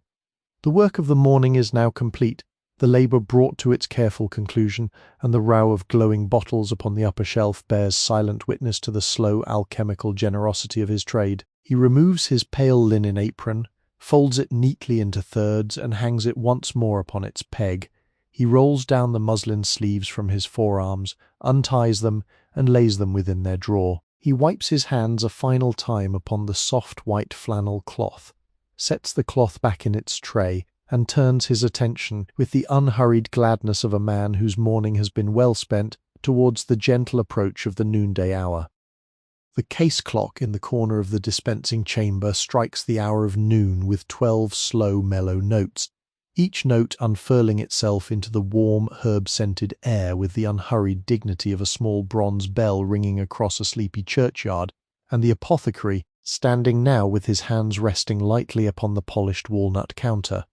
allows the last of the 12 notes to dissolve fully into silence before stirring himself towards the small, unhurried ritual of his midday repose. The morning has unfolded into its proper conclusion. The row of fresh syrup bottles stands gleaming in its appointed place upon the upper shelf. The leather-bound ledger lies open upon the counter with the day's first entries set down in neat, sloping copperplate, and the apothecary, having earned by quiet labour the simple pleasures of his pause, draws from beneath the counter a small tin tray upon which his midday meal has been arranged by the gentle hands of his housekeeper. The tray itself is a thing of unassuming charm. It is of stamped tin, painted a deep forest green and ornamented at its edges with a faded pattern of small ivory-coloured flowers, the paint somewhat worn at its centre by the long passage of cups and saucers across its surface. Upon the tray rests a small white porcelain plate bearing 2 thick slices of fresh brown bread, each slice spread with a generous layer of golden butter that catches the lamplight in a soft, satin-like sheen. Beside the bread lies a small wedge of pale yellow Cheshire cheese, crumbling slightly at its edges in the cheerful manner of a well-aged farmhouse cheese, and beside the cheese a small glass dish containing 3 pickled walnuts, dark and glossy and faintly pungent in the warmth of the room. A short silver butter knife with a worn ivory handle lies along the edge of the plate, and beside the plate a folded napkin of cream-coloured linen has been laid out with the careful attention of a housekeeper who takes a quiet pride in even the smallest particulars of her service. The apothecary sets the tray upon a small round table near the bow window, draws up a chair of polished mahogany whose seat is cushioned with a faded tapestry of tiny flowers in dusky rose and faded green, tanned, seats himself with the soft sigh of a man whose morning has been well spent and whose noonday meal has been earned by honest work. From a brass kettle which has been simmering gently upon the small cast-iron stove for the last half-hour, he pours a long, steady stream of boiling water into a brown earthenware teapot in which a careful spoonful of black tea has been measured. The water meets the tea leaves with a soft, fragrant rush, releasing into the air at once the warm, malty perfume of best Assam, the perfume seeming almost to bow its way out of the spout in a slow, twisting plume of pale steam that rises towards the dark beams of the ceiling above. He sets the teapot upon a small ceramic stand at the corner of the table, covers it with a quilted cosy embroidered with the pattern of a pheasant in a wheat field, and allows the tea to steep in its own slow time while he turns his attention to the bread. He lifts a slice with both hands, holds it for a moment beneath the soft light from the bow window in the small habit of a man who likes to look once at his food before partaking of it, and takes a slow, contented bite. The bread, fresh from the bakery on the corner of Maiden Lane, has the soft, faintly sweet crumb of good country flour, and the butter spread upon it carries a delicate hint of meadow herbs from the cows of a particular Hertfordshire dairy whose dairyman is known to the apothecary by his quiet, regular Tuesday delivery. He chews unhurriedly with the slow appreciation of a man whose work has long taught him to find pleasure in small textures and modest flavours, and his eye drifts towards the bow window and the lane beyond. The mist of the early morning has lifted entirely now, and the noonday sun, low in the southern sky in this winter season, casts a pale, clear light upon the cobblestones, picking out each one in soft, separate brightness and giving to the lane a quiet, painterly luminosity that seems almost to belong to the early canvases of some long-forgotten Dutch master. A small cluster of sparrows has gathered on the cobblestones beneath the bow window, scratching companionably at a few crumbs that have fallen from the baker's basket on his way past. Then their tiny grey-brown bodies move in the soft hopping rhythm of small busy creatures wholly absorbed in the simple pleasures of their daily occupations.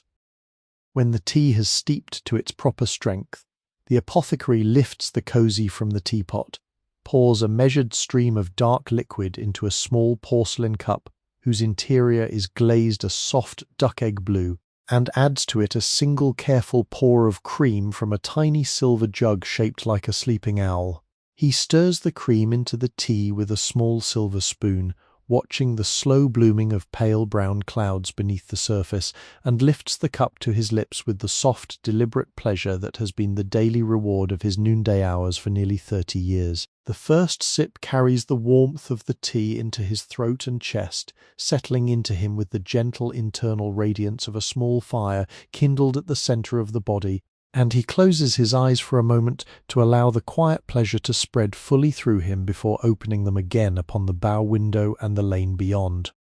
He eats now in the unhurried manner peculiar to men who have learned to take their meals as a form of small ceremony, rather than a hasty interruption to their labours. A bite of bread, a small wedge of cheese, a sip of tea, a moment of pleasant looking through the bow window at the slow life of the lane, another bite, Another sip. A quiet thought spared for some small concern of the morning's work.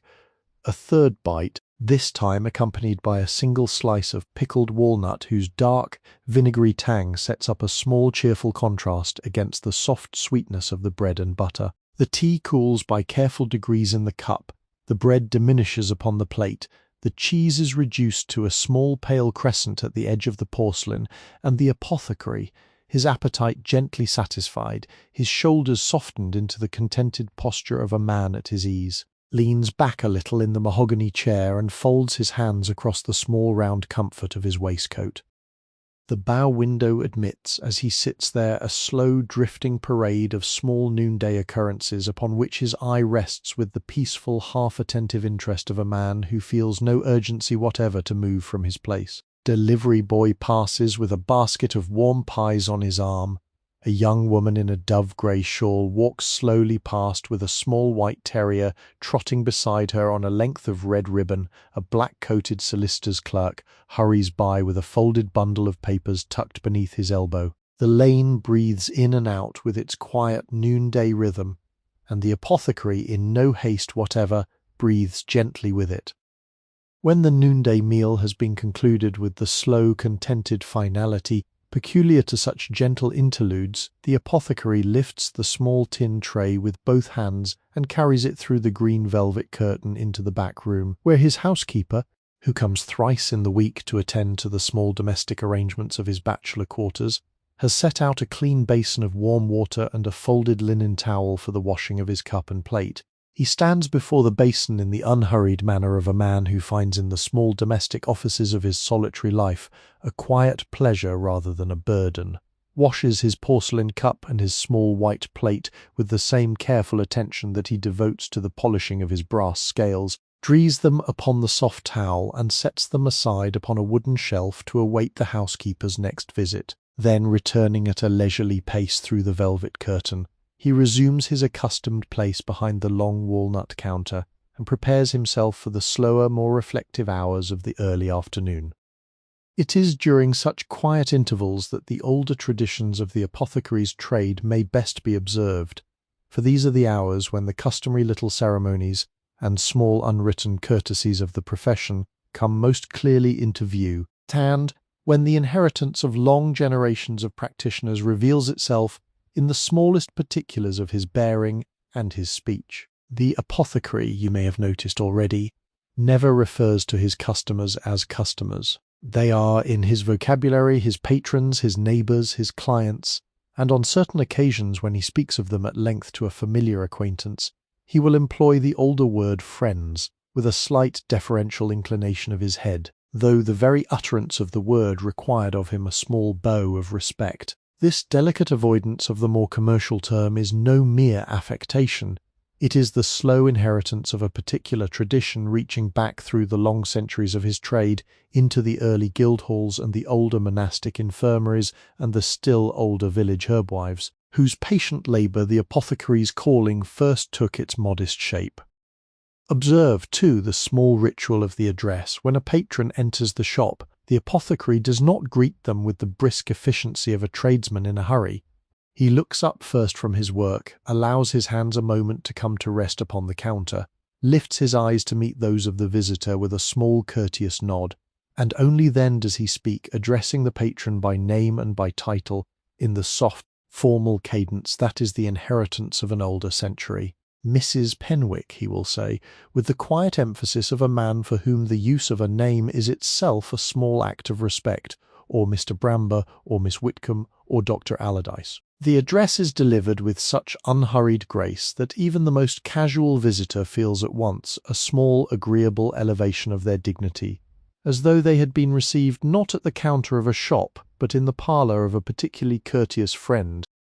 There are, moreover, small ceremonies surrounding the very act of dispensing, which are now scarcely remembered in the broader world, but which the apothecary maintains with the patient devotion of one who recognizes that the preservation of tradition is itself a form of quiet kindness. When a preparation has been completed and is ready to be placed into the hands of the patron, the apothecary will not simply pass it across the counter. He will lift the parcel with both hands in the manner of one offering a small gift, and place it upon a small folded square of soft white paper which he has prepared in advance. This little paper is itself a curiosity of the trade, called by the older practitioners a wrap of friendship. And although its practical purpose is merely to keep the parcel free of the small dampness of the counter, its symbolic meaning runs rather deeper, marking the passage of the preparation from the apothecary's careful keeping into the trust of the patron with a small, almost ceremonial gesture. The apothecary speaks also in the soft, deliberate manner of one who has long understood the curative virtue of unhurried speech. He never raises his voice, never speaks with the rapid urgency of a man pressed by his own affairs, but rather addresses each patron in tones that carry within them the same patient music as the slow grinding of his pestle upon the porcelain mortar, music which seems almost to soothe the visitor by the very rhythm of its delivery, quite apart from the meanings it conveys. There is a particular tradition, indeed, among the older apothecaries of London, of speaking to nervous or troubled patrons in a voice no louder than that one would use for the whispering of a confidence to a beloved friend, and the apothecary, who learned this practice from his master many decades before, observes it still upon those quieter afternoons when a worried mother or an anxious gentleman comes to him for some small reassurance regarding a household concern.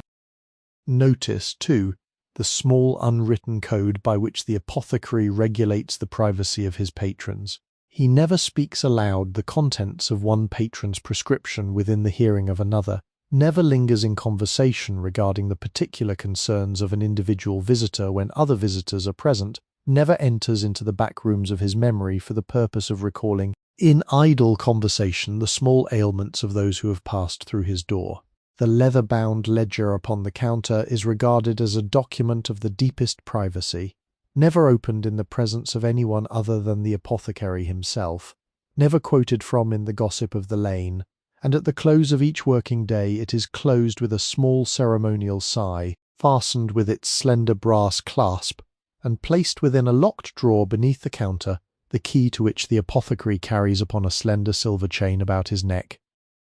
There is finally a tradition of small generosities that quietly governs the life of the apothecary's working day. When a particularly elderly patron comes to the counter on a cold morning, the apothecary will, without comment or explanation, slip into the parcel a small additional twist of paper containing a few extra lozenges or a single sprig of dried lavender for the linen drawer. Small, unbidden gift offered without acknowledgement and never spoken of by either party. When a mother comes for a preparation for an ailing child, the apothecary will offer the child with grave courtesy a single boiled barley sugar from a small glass jar kept upon the counter for that very purpose. When a young apprentice from some neighbouring trade comes in upon his master's errand, the apothecary will spend a few extra minutes explaining the preparation, in slow and patient language, so that the apprentice may carry back to his master not only the parcel, but the small enrichment of an unfamiliar piece of professional knowledge. These small kindnesses are, in their unhurried sum, the true substance of the apothecary's calling. They are nowhere written down, never inscribed upon the certificate that hangs in its oval frame above the great drug run, never enumerated in the long catalogues of the formularies that line the lower shelves of his working library, but they are observed day after day, year after year, decade after decade, in the gentle, almost invisible weaving of the apothecary's life into the larger life of his lane and his neighbourhood, and they remain, when all the syrups and tinctures have been measured and dispensed, the slow and patient inheritance of the trade itself. The afternoon has by now drawn itself further into the soft golden middle hours that lie between the noonday meal and the gentle approach of dusk, and the apothecary, having no immediate task upon his counter to absorb the patient attention of his hands, allows his thoughts to drift inward with the same unhurried freedom that the lamplight allows itself in the slow exploration of the polished surfaces of his chamber. He stands beside the bow window, his fingertips resting lightly upon the wooden ledge, and looks outward into the lane with the quiet, unfocused gaze of a man whose mind has settled into the contemplative mood that is the natural inheritance of long years spent in a single trade. And as he stands there, dear traveller, you may stand quietly beside him in your imagination, and allow your own thoughts to soften alongside his into the slow philosophical rhythm of the hour. Consider, if you will, the curious nature of time as it is experienced within the walls of an old apothecary's chamber.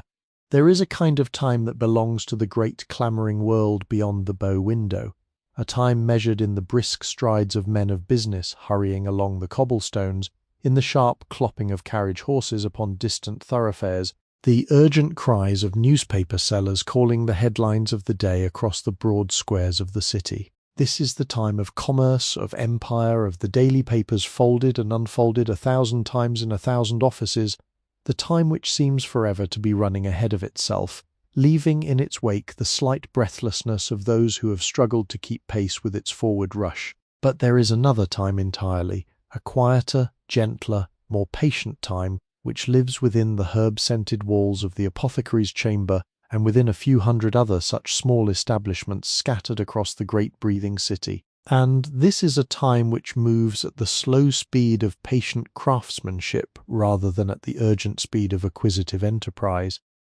The apothecary's time is measured not by the ticking of pocket watches or by the chiming of distant church bells, but by the slow steeping of a herbal infusion upon a low fire, by the unhurried evaporation of distilled water from a glass cylinder set in a sunlit window, by the gradual softening of beeswax in a copper pan, by the patient ripening of a vintage of medicinal sherry in an oaken cask in the cool darkness of the cellar. These processes do not yield to haste. They cannot be hurried by any urging of the hand or the heart. They unfold according to their own ancient and immutable rhythms, and the apothecary, in attending to them, has been gently schooled across the long course of his working life into a temperament which has learned to receive time as a friend rather than as a master.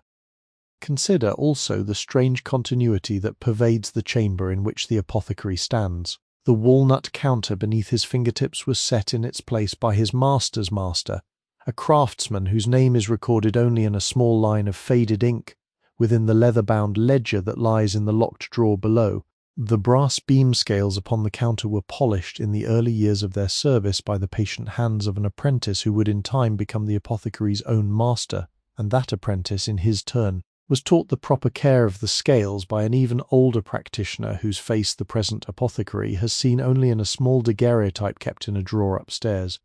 The little ivory spatula was carved from a single piece of ivory in some workshop in Sheffield more than a century ago, and has passed since that time through perhaps 4 different pairs of working hands, each pair leaving upon its handle the faintest darkening of patina that records the slow inheritance of its long usefulness. The very shelves which line the walls were built by a carpenter named Joseph Aldridge in the year 1798, and his initials may still be found, if one knows where to look, lightly carved into the underside of the lowermost shelf at the far left corner of the chamber, where they have rested in undisturbed witness for the better part of a century.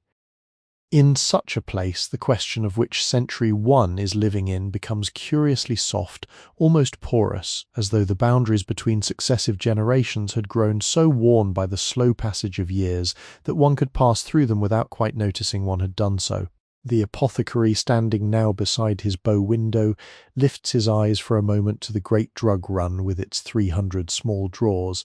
and reflects with the quiet pleasure of one acknowledging an old friend that the great-grandfather of the current chemist's apprentice in the next street very likely once stood at this same counter as a young man, learning the proper way to weigh out a measure of senna leaves upon these very same brass scales. The faces of these long-departed practitioners exist now only in the smallest fragments of family memory, in fading photographs preserved in albums whose covers have begun to crack along their spines, in occasional letters tied together with faded ribbon and stored in cedar chests in attic rooms. And yet, in some quiet sense, they are not departed at all. They live still in the worn hollow of the counter where their elbows have rested,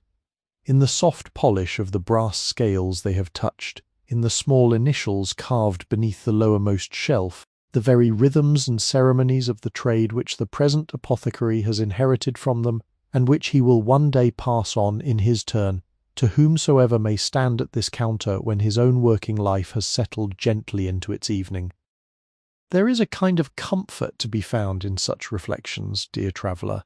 a comfort which the modern world, with all its restless innovations and its weekly reinventions of itself, has perhaps half forgotten. The comfort lies not in any rejection of progress or in any sentimental preference for the old simply because it is old, but rather in the slow recognition that some things, when they are done well, do not need to be ceaselessly remade, that there is a deep human value in the patient continuity of careful labour passed faithfully from hand to hand across the long generations, and that the smallest acts of quiet craftsmanship, the polishing of a brass scale, the labelling of a small bottle, the warm steeping of a herbal infusion may carry within them, when performed with sufficient attention, a kind of quiet eternity that is wholly absent from the more frantic productions of the urgent age.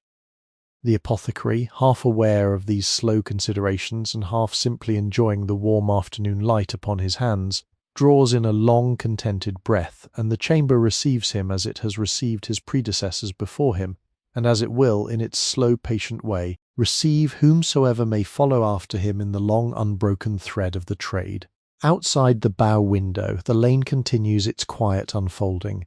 Inside, the dust motes turn in their slow drifting through the shafts of pale gold afternoon light, and time itself, gentled by the quiet labours of generations, settles into the chamber with the soft assurance of a familiar friend who has come to keep company beside the fire on a cool winter afternoon.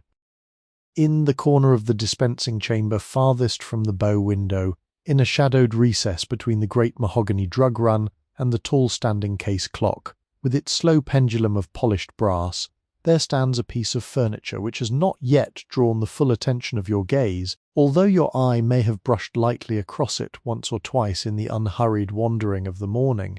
It is a tall and dignified bookcase, fashioned of the same dark walnut as the counter, fitted with two glass-paned doors whose small leaded panes are arranged in a soft diamond pattern, and crowned by a modest cornice of carved oak leaves whose intricate detailing has been softened over many decades into the gentle blur of long affectionate handling. This bookcase is the apothecary's working library, and within its glass-fronted shelves are gathered together the slow inheritance of his professional reading, the books which have shaped his understanding of his craft, and the volumes which he consults still with patient regularity in the quieter hours of his afternoon.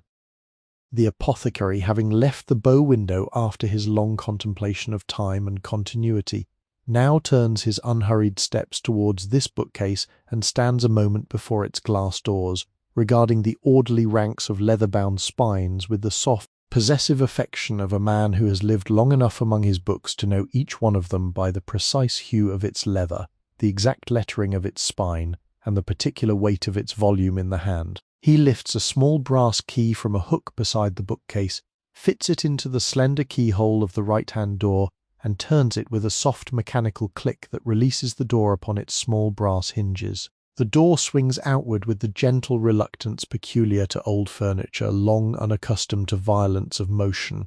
and as it opens it releases into the chamber a soft, characteristic perfume which the apothecary has always considered one of the most agreeable scents in the world, the deep, warm, faintly vanilla-tinged fragrance of old paper, mingled with the slow, leathery undertone of well-aged calfskin bindings and the faintest, sweet suggestion of the cedar shavings he keeps in a small linen sachet upon the lowermost shelf, as a protection against the small depredations of paper-eating insects.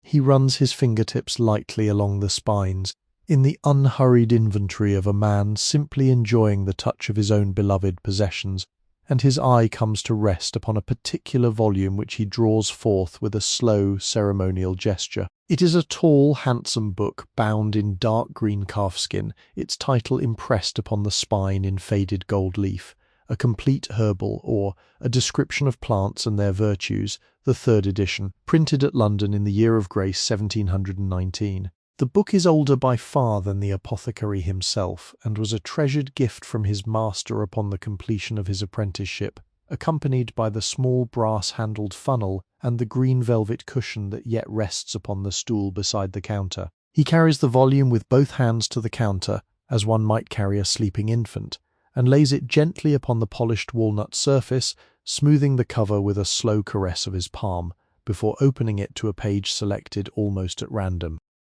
The pages within are of a thick, creamy paper that has yellowed by gentle degrees to the colour of ancient ivory,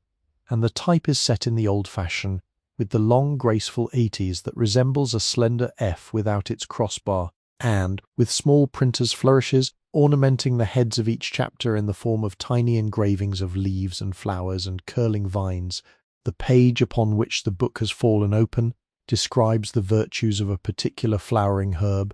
and the description is composed in the slow, lyrical, almost sermon-like prose of an earlier century, which the author addresses his readers as though they were patient pupils gathered around him in a quiet college garden in the warm light of a summer afternoon. The apothecary reads several lines silently to himself, his lips moving very faintly with the soft pronunciation of the old phrases, and as he reads, the small lines about his eyes deepen with a quiet, scholarly pleasure that has been his close companion for many decades. There are perhaps 50 volumes within the bookcase altogether, and each of them tells, in its own quiet way, a small chapter of the apothecary's professional life. There are the great formularies, the heavy volumes in which the official preparations of the trade are described and codified, their bindings darkened by long handling, their pages marked at intervals with slender silk ribbons in the colours of dusky rose and faded teal. There are the older herbals in their soft brown leather, full of woodcut illustrations of plants whose names have grown poetical with the slow accumulation of age: heartsease, eyebright, lady's mantle, motherwort, vervain, betony, fumitory, woundwort. There are the more practical manuals on the keeping of accounts and the management of a small establishment, their pages covered with the apothecary's own marginal annotations in his neat, sloping copperplate hand. There are the small, beloved volumes of poetry which he keeps at the lower right corner of the second shelf, and which he reads to himself in the quietest hours of the late afternoon, when the lane outside has fallen into its midday hush, and his own work has subsided into the gentle interval between morning and evening tasks. He selects, as a final small pleasure of the afternoon, one of these slender volumes of poetry, a small quarto bound in a dove-grey cloth that has darkened slightly along its spine. He carries the volume with him to the green velvet stool beside the counter, seats himself with a slow, contented settling of his weight upon the worn cushion, and opens the book to a page marked by a faded silk ribbon in a soft chestnut hue. The poem upon the page is one he has read perhaps 100 times, and yet its slow, gentle rhythms have lost none of their soothing power upon him, and as he reads silently and unhurriedly, his shoulders settle further into the patient ease of the afternoon, and his breath deepens into the slow, contemplative cadence of one whose body has been gradually soothed by the long, quiet rhythms of the printed line. The afternoon light through the bow window falls now upon the open page, illuminating the words in a soft golden glow that seems to lift each line very gently into the warm air of the chamber, and the dust motes turning slowly within the shaft of light dance their unhurried dance above the page, like tiny attendants of the verse, drawn into a slow ceremonial rotation by the steady warmth of the words. The apothecary reads, the lamp upon the counter burns low, the case clock measures out its patient seconds, and somewhere within the quiet labyrinth of his own unhurried thoughts, the apothecary finds, as he has found 1,000 times before, that the long companionship of books has been one of the chief blessings of a working life otherwise modest in its ambitions and slow in its progress. The bookcase stands open beside him, its glass door reflecting in soft, doubled outlines the warm interior of the chamber, and the small library within it seems almost to breathe in quiet sympathy with the slow rhythms of the afternoon.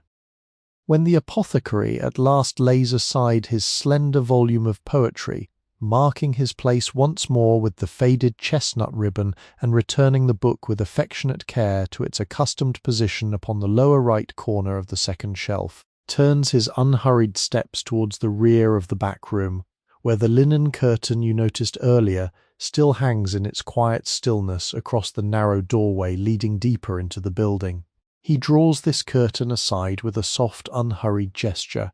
and beyond it you may now perceive, dear traveller, a small flag-stoned passageway that runs perhaps 12 feet to a low wooden door set into the rear wall, and beyond that door glimpsed only in the soft suggestion of a cooler, greener light, lies one of the most carefully tended secrets of the apothecary's establishment, a small enclosed garden in which the herbs of his trade are quietly grown. The passageway itself is a place of pleasing transitional quiet, neither fully indoors nor fully outdoors, its flagstones cool beneath the foot, its walls of pale lime-washed plaster softened along the lower courses by the slight greenish discoloration that comes from long contact with the damp London air. Small wooden bench rests against the right-hand wall, set there for the apothecary's own use upon those rare afternoons when he wishes to sit a while between his garden and his shop, and upon the bench lies a folded woolen shawl in a soft heather grey, kept ready for the cooler hours. Single iron hook upon the left wall holds a wide-brimmed straw hat of the practical garden-going sort, its crown softened by long years of use into the pleasant shape of the apothecary's own brow, and upon a small wooden shelf above the hook rest a pair of leather gardening gloves, slender pair of brass-handled secateurs, and a small wicker basket lined with a folded square of pale blue cloth. These are the patient implements of the apothecary's quiet horticultural devotions, and their gentle disorder upon the shelf speaks of recent contented use rather than of any neglect.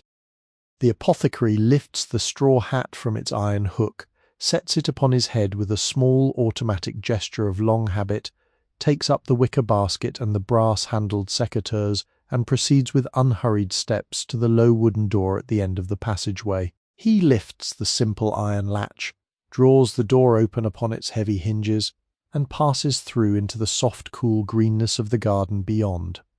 And you are most cordially invited, dear traveller, to follow gently in his wake. The garden, when at last it reveals itself fully to your appreciative gaze, proves to be a small but most lovingly tended enclosure, perhaps no more than 30 feet in length and 20 in breadth, surrounded upon all four sides by old brick walls that rise to a height of some 12 feet, and are softened upon their inner faces by the slow encroachment of climbing greenery. Young pear tree, its leaves now mostly fallen, but a few late golden fragments still clinging to its bare branches, stands espaliered against the southern wall, its arms trained outward in a graceful symmetry of long, slender limbs. Along the western wall climbs a cascade of dormant honeysuckle, its woody stems wound about a slender wooden trellis weathered to the colour of old pewter, and where the honeysuckle gives way to a corner of the garden, the wall is shrouded in the dark, glossy leaves of a faithful evergreen ivy that has been quietly extending itself for perhaps 100 years.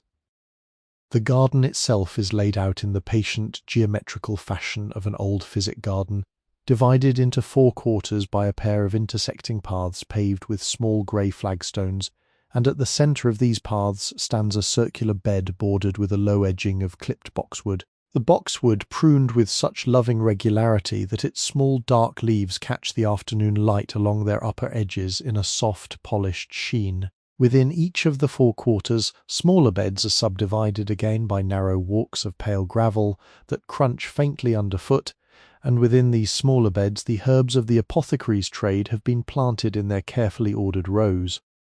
There is the bed of the lavenders, 4 long rows of them, their grey-green stems now mostly cut back for the winter, but the small brown stems still emanating, when one stoops to brush them gently with a hand,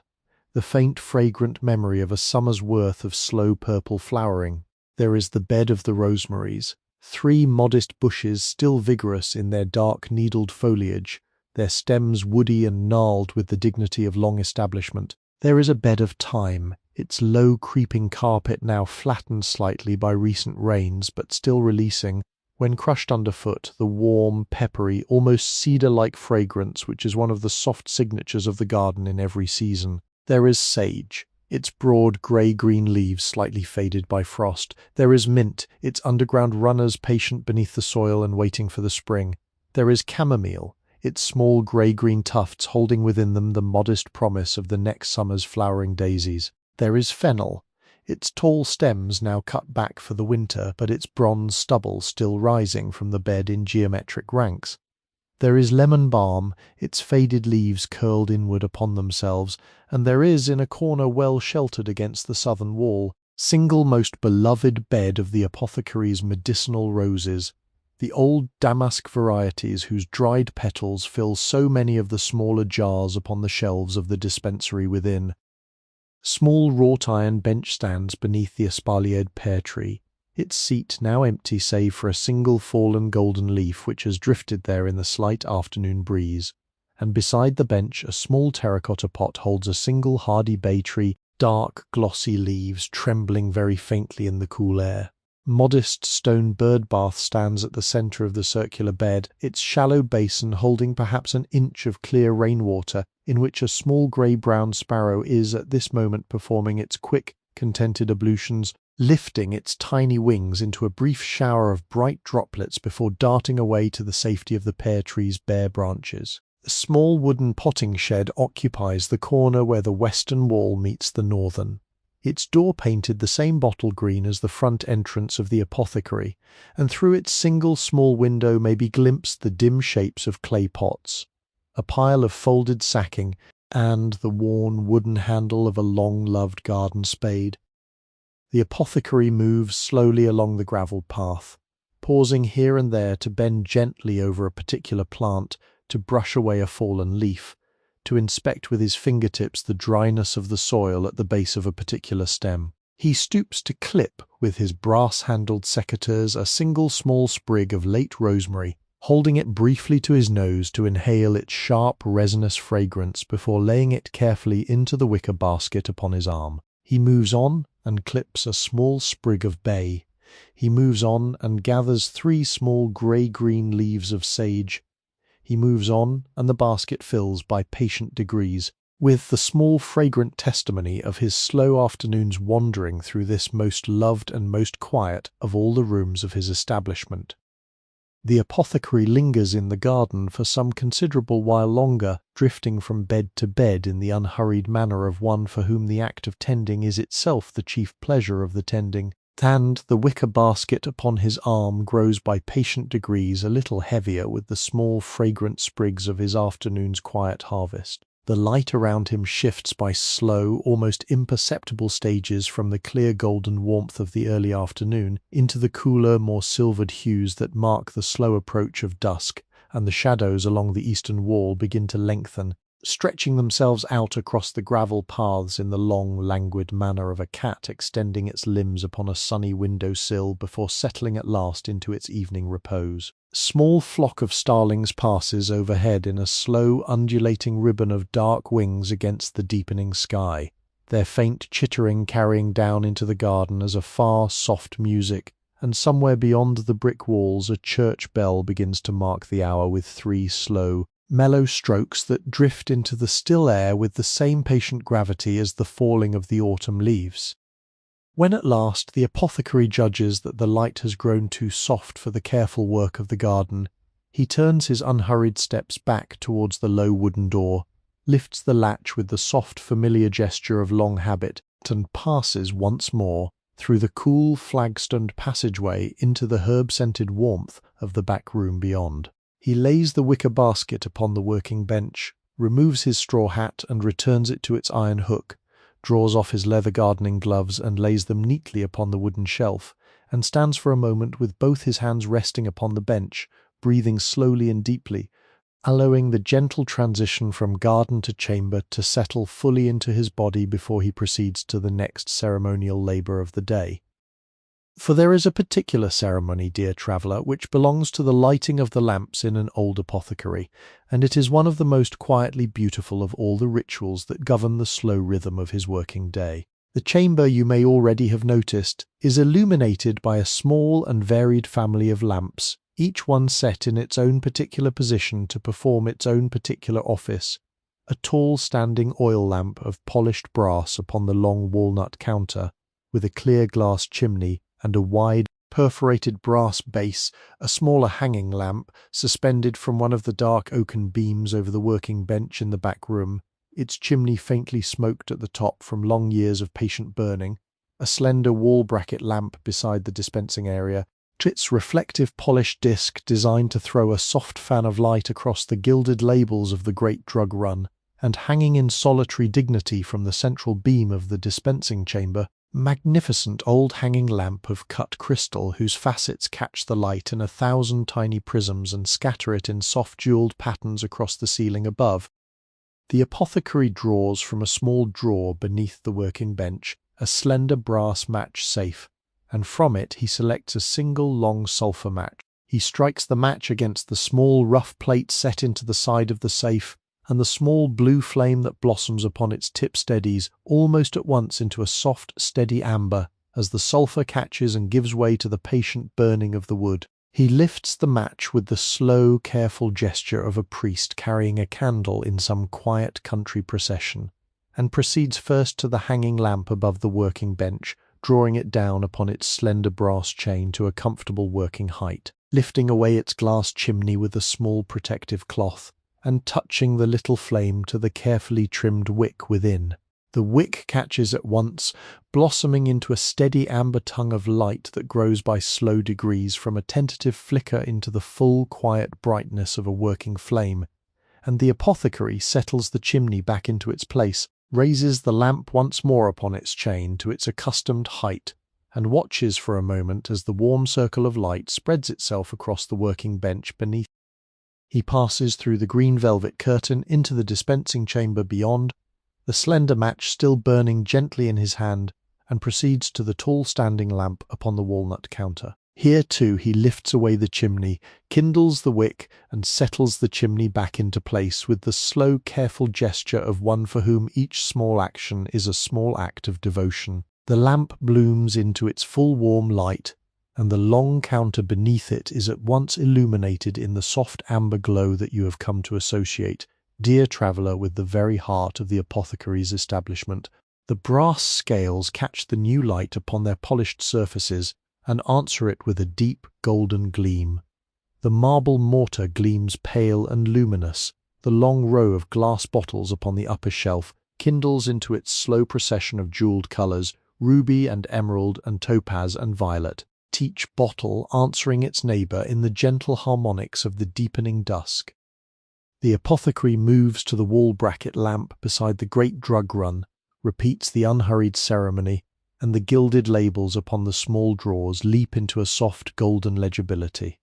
Senna, cassia, rhubarb root, licorice, gentian wormwood, angelica. Each name shines now with a quiet, warm luminescence, and the great drug run takes on the appearance of an illuminated manuscript opened upon a reading stand in some quiet medieval scriptorium. Finally, the apothecary turns his attention to the great hanging crystal lamp at the centre of the chamber,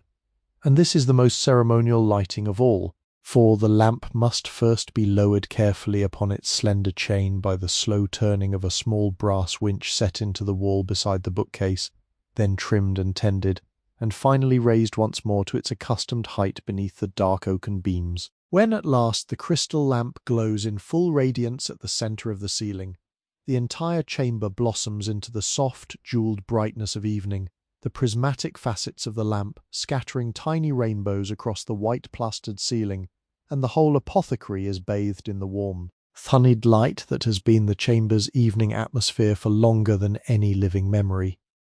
The apothecary blows gently upon the still-burning match, watches the small flame extinguish itself into a slender curl of grey smoke, and drops the spent match into a small porcelain dish kept upon the counter for that purpose. He stands a moment in the warm centre of his illuminated chamber, looking slowly around himself, with the soft, contented gaze of a man surveying the small evening kingdom of his own careful labours, and a deep, unhurried sigh of satisfaction escapes him as he draws into his lungs the layered fragrances of the chamber, the sweet warmth of beeswax, the green herbal note of the lavender, the deeper resinous undertone of the rosemaries lately gathered from the garden, the faint, dry, mineral perfume of the chalk and the powdered roots within the great drug run. The lamps burn steadily, the case clock ticks softly in the corner, and the apothecary stands at peace in the warm amber centre of his evening, while beyond the bow window the lane outside slowly settles into the deepening blue of dusk. The lamps now burn steadily within the warm chamber, and the apothecary, having stood a while in their soft amber glow with the contented stillness of a man whose working day has been unhurried and well filled, turns at last to the slow ceremony of closing his establishment for the night. There is no haste in this closing, dear traveller, no brisk efficiency such as one might find in the more bustling shops along the great thoroughfares of the city. Rather, there is the unhurried, almost ceremonial rhythm of a man who has performed these same small offices every evening of his working life, and who finds in their patient repetition the gentle benediction of his quiet day. You may simply stand by, dear traveller, and watch, and as you watch, allow your own breathing to slow into the soft cadence of the apothecary's unhurried movements, and allow your eyelids, if they so wish, to grow pleasantly heavier with the gentle drift of the closing hour. He moves first to the bow window, drawing across the inside of the lidded panes a long curtain of dark green velvet that slides upon its slender brass rod with a soft, whispering sound, and as the curtain settles into place, the warm light of the chamber is gathered inward, drawn closer about the apothecary, like a soft woolen shawl drawn close about the shoulders of one who has stepped indoors from a cool evening lane. The three-coloured carboys upon the window ledge, the ruby, the emerald, and the amber, disappear behind the velvet curtain, their long jewelled day of patient luminescence concluded, and the chamber within takes on a deeper, more inward warmth, no longer a place of public showing, but a private sanctuary closed gently against the evening. He moves next to the small bottle green door, and here he draws a slender brass bolt across the inside of the frame, the bolt sliding into its keeper with a soft, satisfying click of long familiar metal. He turns the small brass key in the lock above the bolt, and the lock answers with its quiet, mechanical assurance. He pauses a moment with his fingertips resting lightly upon the worn brass handle of the door, in the small unconscious habit of a man for whom the closing of the door is itself a small act of farewell to the day. Then he turns away and walks slowly back across the warm planking of the floor towards the long walnut counter at the centre of the chamber. The leather-bound ledger lies open upon the counter, its pages now filled with the slow accumulation of the day's entries, and the apothecary takes up his slender pen, dips it lightly into the cut crystal inkwell, and adds the final small notation of the day, brief and elegant line that closes the column of the day's transactions with the patient discipline of long bookkeeping. He blots the ink with the small wooden blotter wrapped in pink blotting paper, watches the slight darkening of the blotter as it lifts the wet ink from the page, and waits a moment in the unhurried stillness for the writing to dry fully before he closes the great ledger. When the moment is right, he closes the heavy cover with a soft leathery sigh, fastens the slender brass clasp, and lifts the ledger with both hands. He carries it to the locked drawer beneath the counter, opens the drawer with the small silver chain key from about his neck, places the ledger gently into its accustomed position upon a folded square of dark green felt, and closes the drawer once more with a quiet, definitive turn of the key.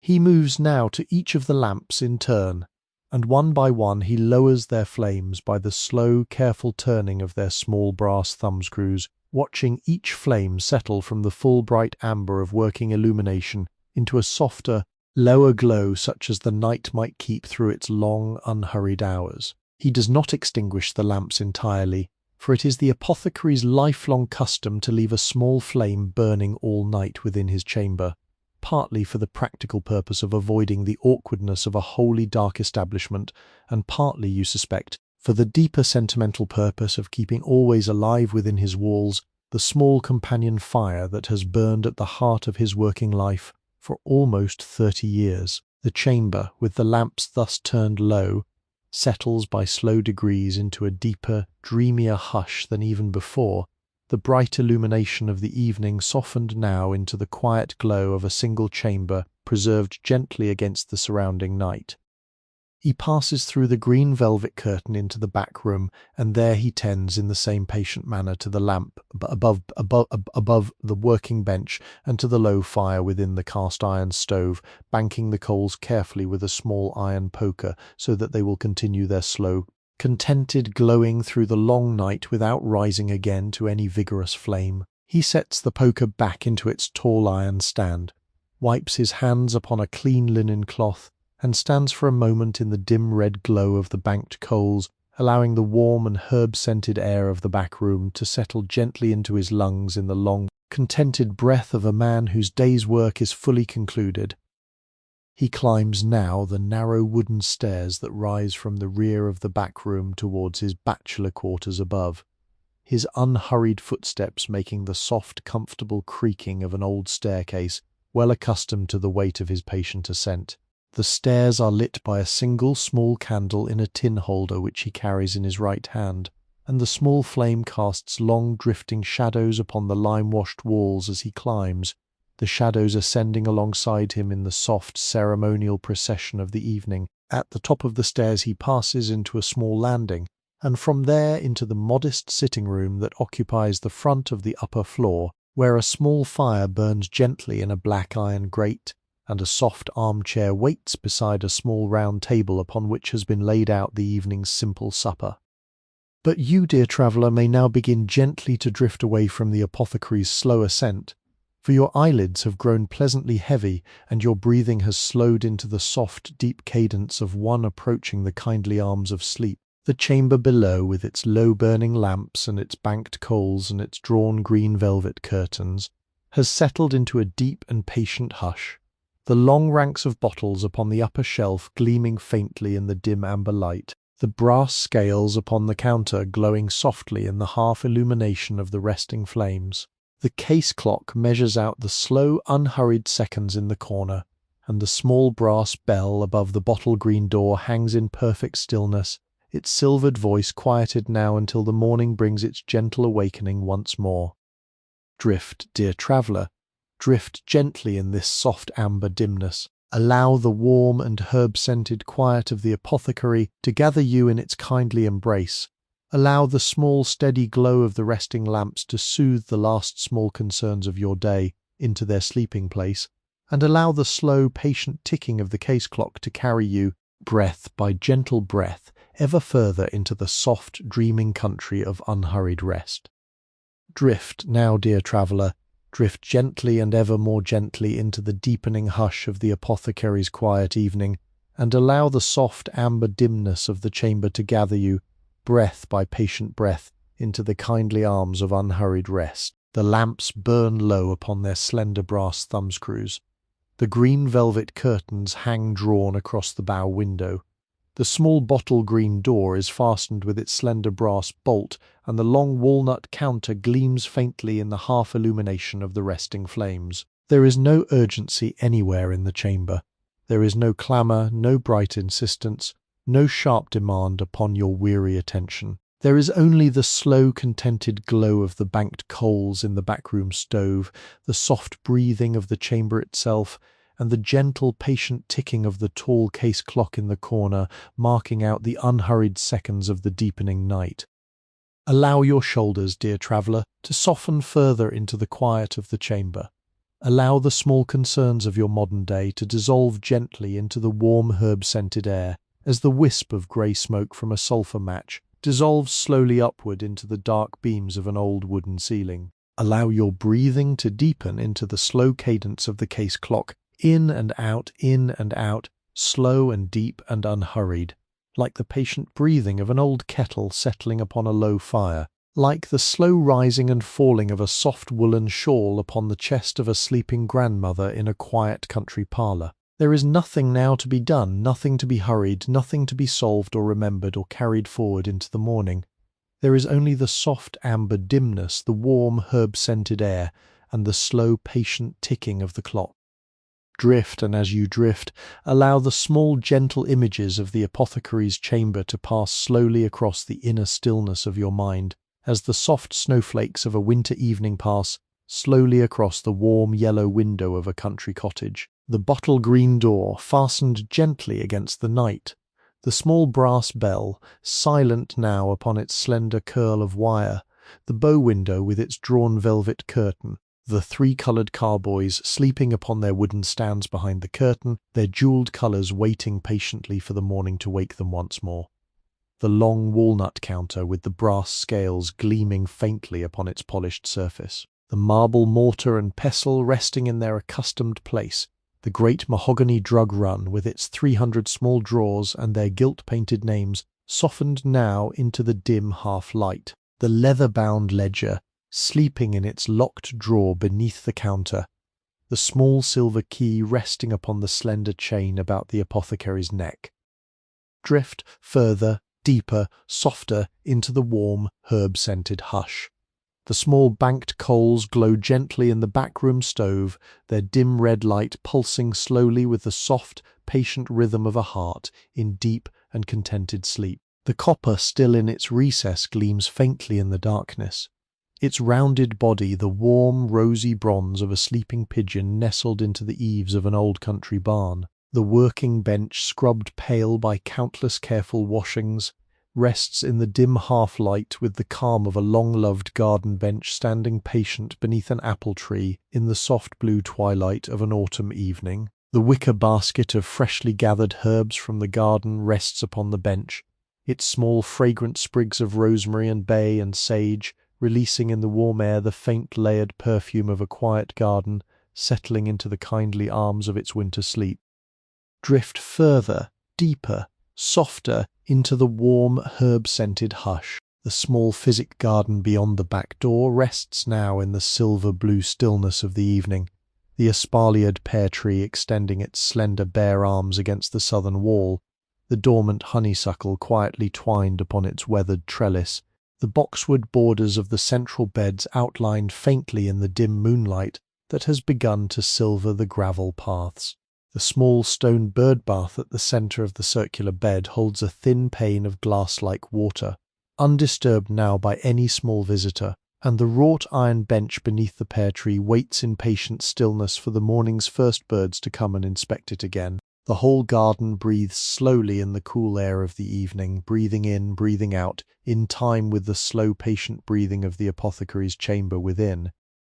Drift further, deeper, softer, into the warm, herb-scented hush. The small bow window above looks out over the lane where the gas lamps now glow as soft golden globes in the deepening mist, and a slow, gentle silence has settled across the cobblestones, and a quiet grey cat steps softly along the windowsill of the bookbinder's opposite, his green-gold eyes slowly closing as he settles into the warmth of his evening repose. The lamplighter has long since passed upon his patient rounds. The delivery cart has long since departed for its distant stables. The elderly woman in her dove-feather cloak has long since reached her warm hearth at the end of her unhurried errand. The young clerk in his corduroy coat has long since handed his small parcel of linctus to his mother and seated himself at his evening supper.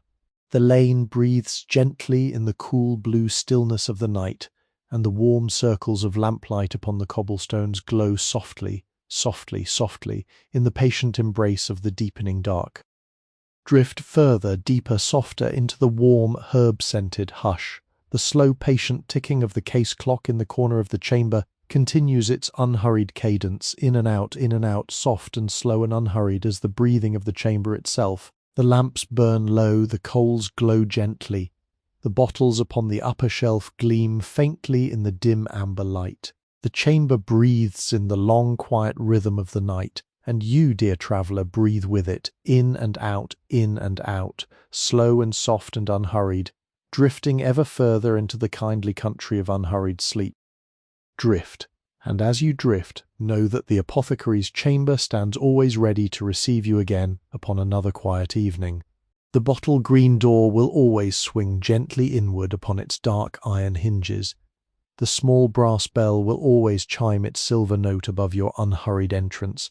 The warm herb-scented hush will always gather you again into its kindly embrace. The lamps will burn, the bottles will gleam, the case clock will tick, the cellar will rest beneath the worn stone steps, the garden will breathe beyond the back door, and the apothecary, in his long grey coat and his pale linen apron, will always stand at his counter ready to greet you with his unhurried smile and his quiet, courteous nod. Drift now, dear traveller. Drift gently, drift softly, drift deeply. The chamber breathes, the lamps burn low, the clock ticks slowly. The night gathers softly around the warm small island of the apothecary's establishment, and you, breathing slowly and deeply in the kindly amber dimness, drift gently, gently, gently into the soft dreaming country, where the patient labours of long-vanished hands keep quiet company with the slow, unhurried rhythms of your own contented sleep. Sleep softly, dear traveller. Sleep softly. Tanned well. Welcome to Sleepy History with Henry. Here, we harness AI to breathe new life into authentic historical records, creating an immersive auditory experience. This entire production is AI-assisted, crafted solely for relaxation and sleep support. Tanned is not a substitute for professional medical advice. Please do not listen while driving or operating machinery. Now, let Henry and AI guide you on a peaceful journey through the past.